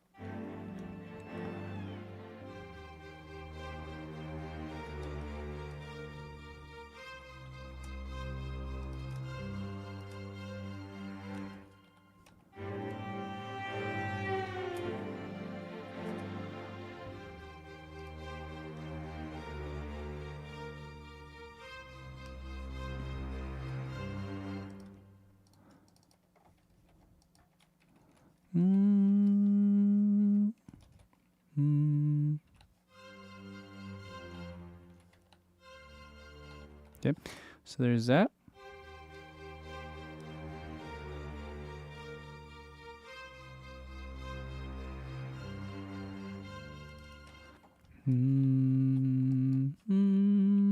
maybe if I go G, that might sound more interesting.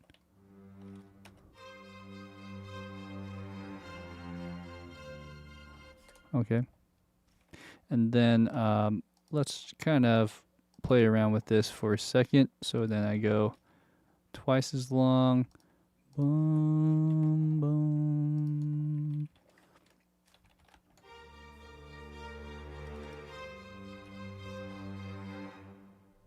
Oh, sorry, I'm soloed.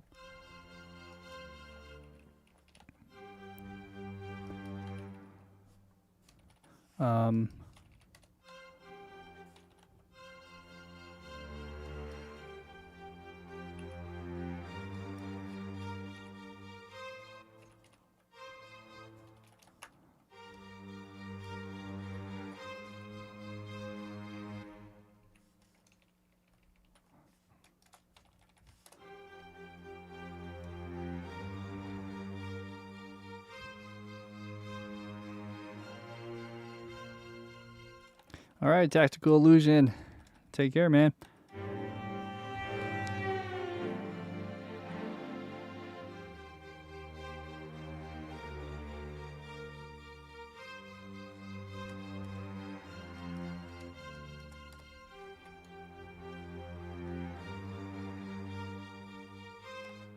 All right, and then so maybe here we get a bit more deep, I guess is the word.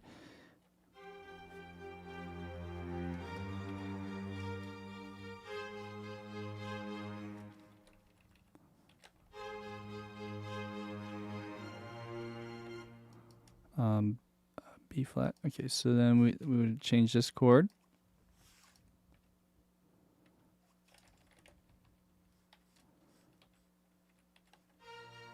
Something like that. We do some splits maybe. Let's try again.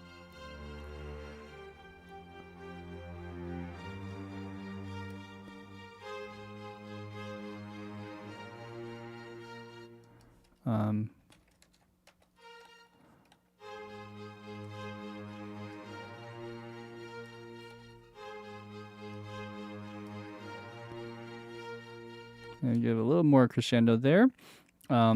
Split this, and I'm trying to think if instead of going like that, we do this, or we do this, and we bump it up.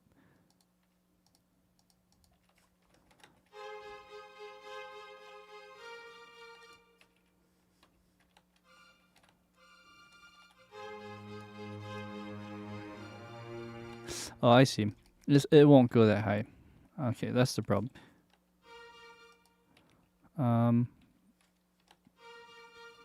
So what's the highest note on this viola here? Okay, so it's a little bit limited in terms of that range, but man, with everything, this is such a value product. I would say that's very forgivable. So what we should do then is work backwards and go down this way, and maybe even see if we can stretch that. Something like that. Add a little crescendo.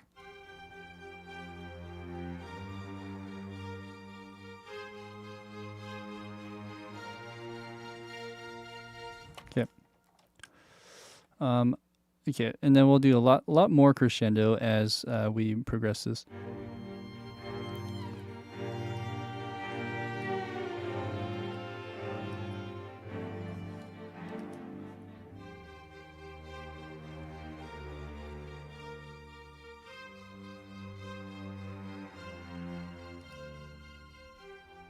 Good.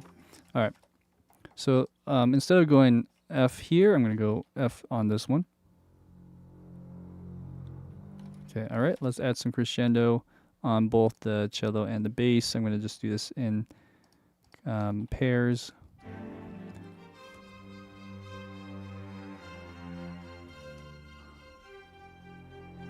Just a little bit every time.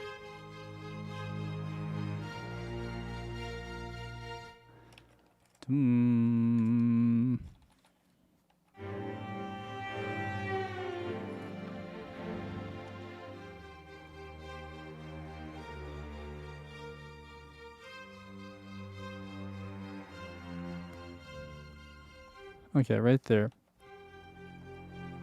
So let's see what we can do here to make it a little fatter somehow. Let's add some fifths in here. All right, thanks, Sam. Have a good night.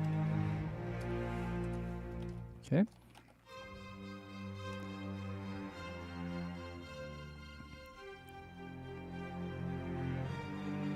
Nice.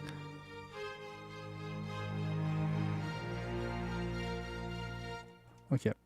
All right. So let's think. I'm just thinking through. We have all our instruments being used, so to speak, but we do have the soloistic string bend that we have here. So maybe what we do instead is use that and exchange it to like a tremolo type of feeling.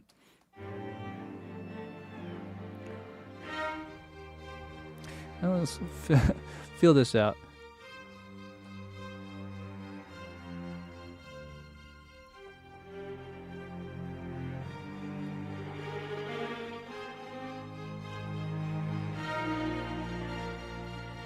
Something, something like that, but I don't know if that would work. It has to be a little bit louder or higher too. Well, hello.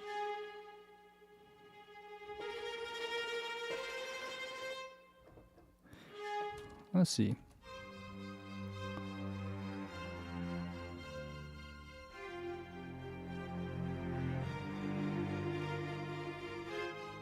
Interesting.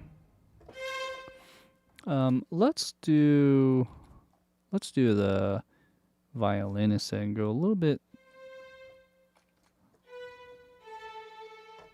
lower than what we have in the slow détaché.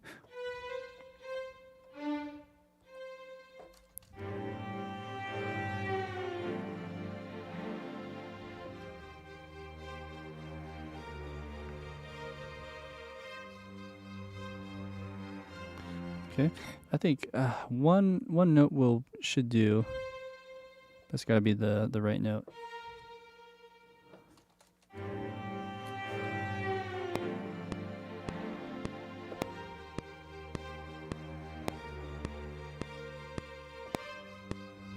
Oops. So that one's a little bit trickier. I'm trying to. Let's see. Yeah, that's cool. Let's see what else we can do.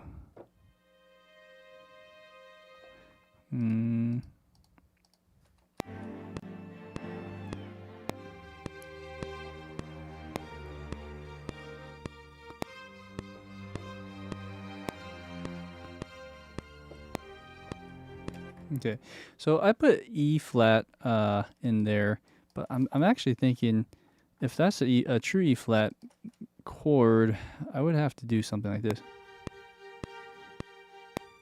But I don't think that's the case. So I think I got this wrong. I think it's still in C minor for a second, but it's on the inversion of that chord. So you have the E flat down the bass line. I think that still works though. And then in that case, what do we do? I think there's gotta be finding like a gap somewhere between here and somewhere between our bass. So let's figure that out. How about that? So we go here. Okay, so there's a big gap, as you can see, between these notes. So you have E flat 1 and G3. So if I'm around the G2, I think it would sound better just to fill it out. So I keep going back and forth. So G2 would be here.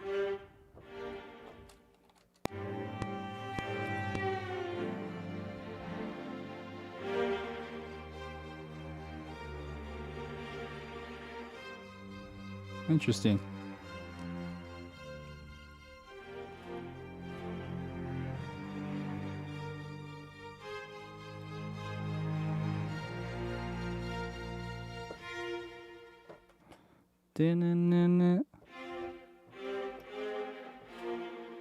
Okay, anyways, I think I'll figure something out here.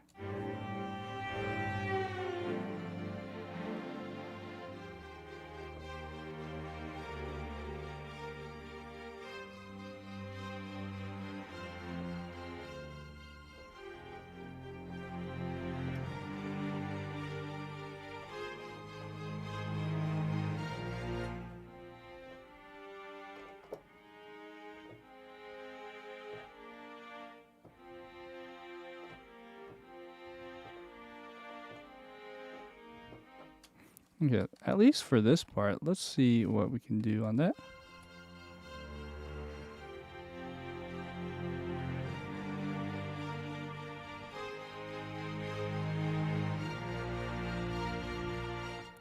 All right, so that sounds good, but it's awful. It's an awful lot of notes between who's playing what. So, but that's fine. It really does fill it out. In the perfect world, you would maybe orchestrate this with some woodwinds and play that, or you just split everything up and do a lot of splits between cello, viola, violin. Maybe this here also would be violin 2 instead of viola. So yeah, I mean, there's little things here to think about. With that being said, is there anything I can add before that? So let's see. Chord-wise, it's different. That's what I'm struggling with the most. So let's just bring up all the notes here. Let's go ahead and I think anything that was teal is the notes that I'm trying to hit upon. So let's try something like this. We'll hit a C, either here or here. Okay, so a C.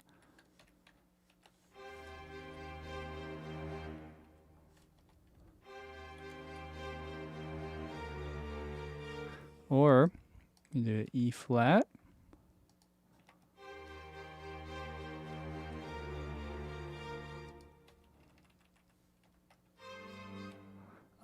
Let's go E. This would be a C minor chord, I believe.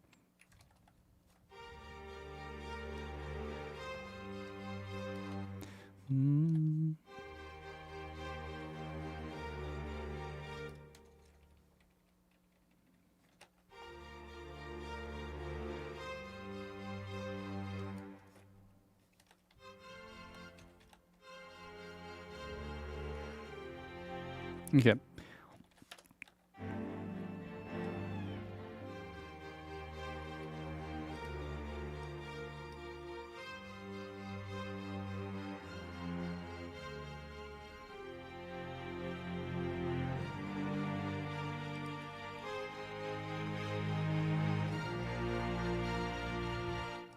Okay, so let's use some of this fade. Now I'm using a sustain patch, just straight up.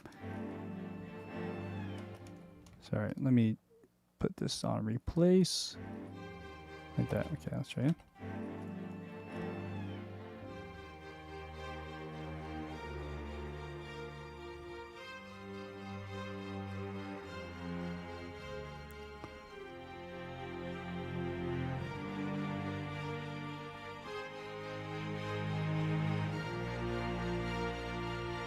Okay, so I'm curious if maybe putting this one on a Normale.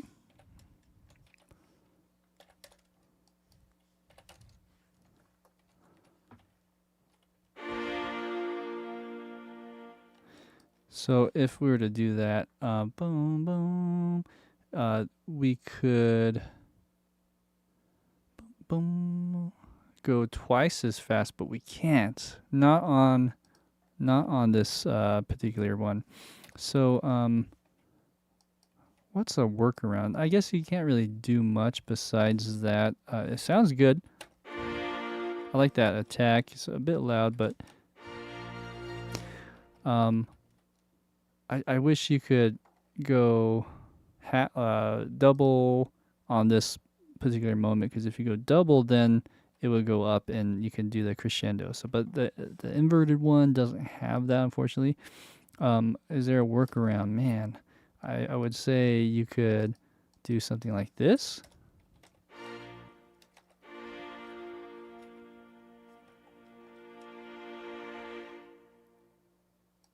And render that.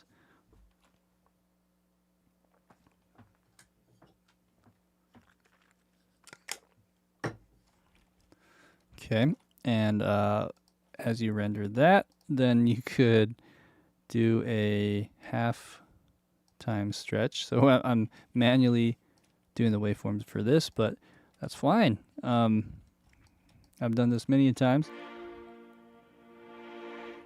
And that would work as a workaround.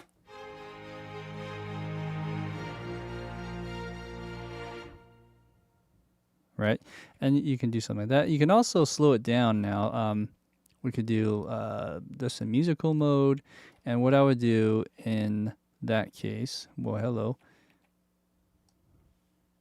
I'm not sure what I did there, but let's try this again. In the musical mode of all of this, we could, well, let me see. When I did that, it did something funky, but I think that's right now. So we're going to go ahead and bounce that, I guess, and then musical mode. Maybe I should have done that before. Okay, well, that's where we were before. So what I was going at with that is we're going to actually do a little slowdown and go 100, maybe 90.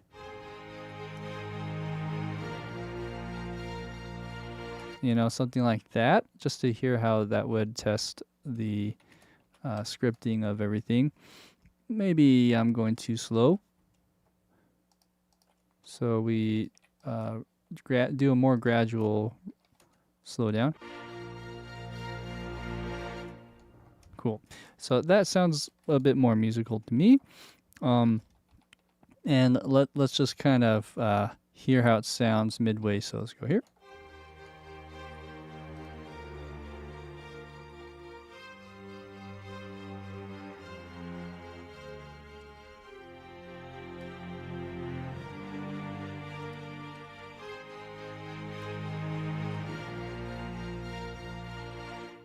Good. All right, and this little guy that I have, I'm going to put down below so that we have a reference on the note that I just manipulated there. But it's just there if I need it. Okay, so let's go ahead and analyze the chords real quick. So the chords go something like this right here. We have D, F, B flat, D, F. Okay, so it's a B flat chord, but over D. What is this one? C minor over G. And then this one kind of has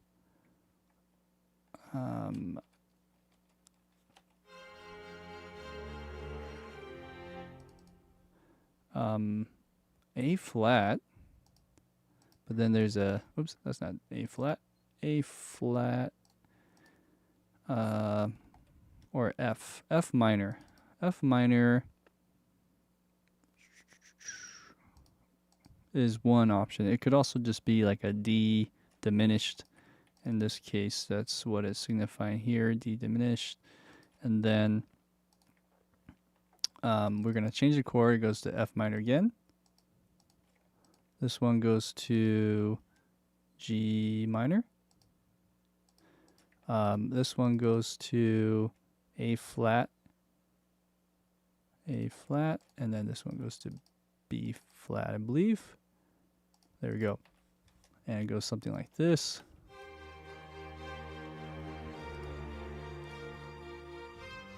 And, you know, again, if it's a little bit quiet, I do notice the, you know, our meters are a bit low. So let's go ahead and just put this all together real quick in a tidy fashion so we can see it all in one swoop. And I will bring it up just a bit so you guys can hear all this. Okay, so we have that. Maybe not so much.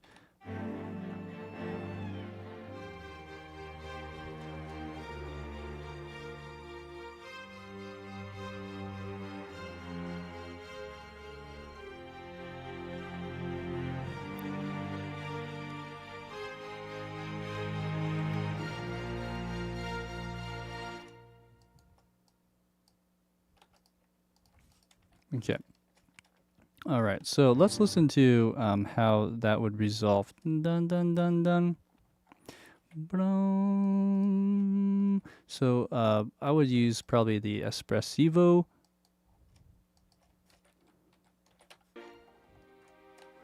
Let's give ourselves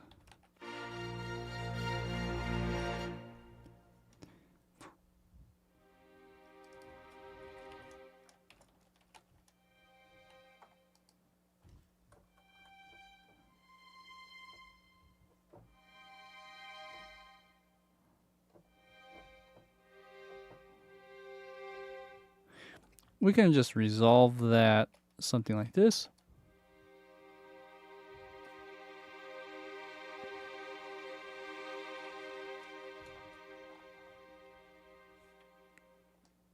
Great.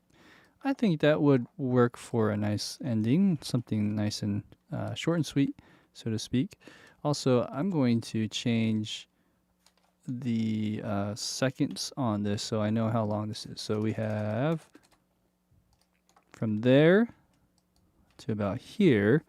It says down below it's about 1 minute and 7 seconds. Okay, I'll take it. So we composed a minute of music here using our String Contours 2 library.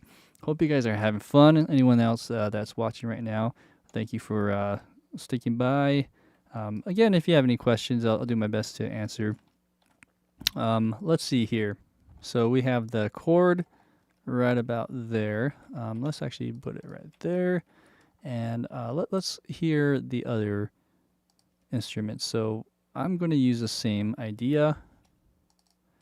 We also want to get the right articulation here. So it's C sharp 1, -1. So in that case over here, let's trigger that.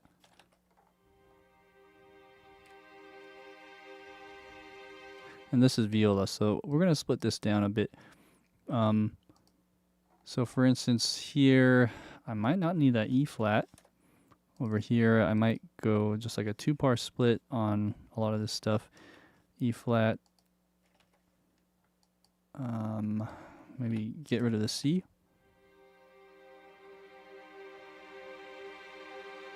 Already, sounds pretty good. It's nice and balanced.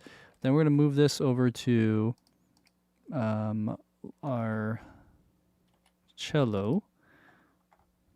Cello. Let's go about here. Go about here. And then this one, we're taking that down a bit. Let's open the C. Let's do that. And then let's do this one more time to the G, C, low C. Let me hear how that sounds.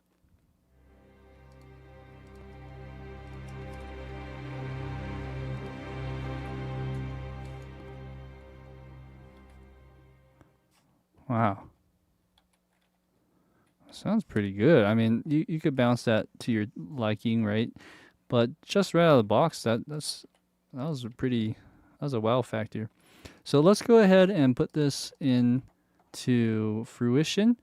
I mean, I kind of wanted to add more things, but you know, this is pretty tasteful. Again, I don't want to use those polybends as like a gimmick. You know, if it's a horror movie, sure, you're gonna do a lot of that. But most music, you want to make it sound as musical as possible.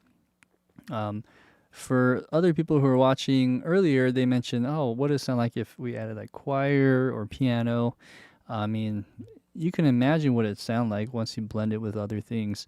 But I really wanted to feature this, and I'm actually out of time. So, mostly with what we have here, I think it's pretty good standalone. So, let's see how it sounds. Let's go ahead and open it up, and I present to you the composition that was made today within the last hour or so.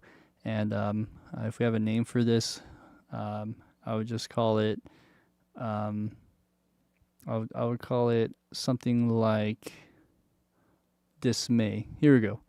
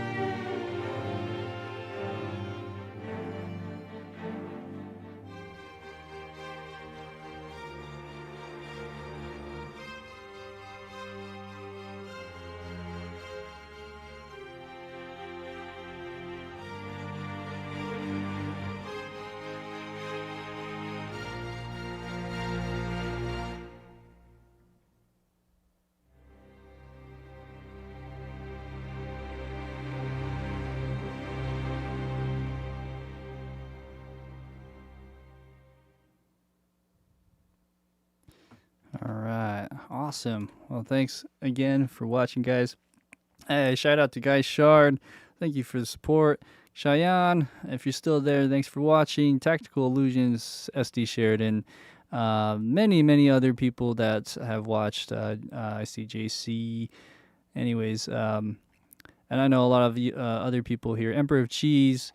Yeah, I appreciate you guys saying hi. And with the string library here, give Strezov Sampling a lot of love. They've done a great job. So, all right, that's it for tonight. Thanks for watching, guys. Take care.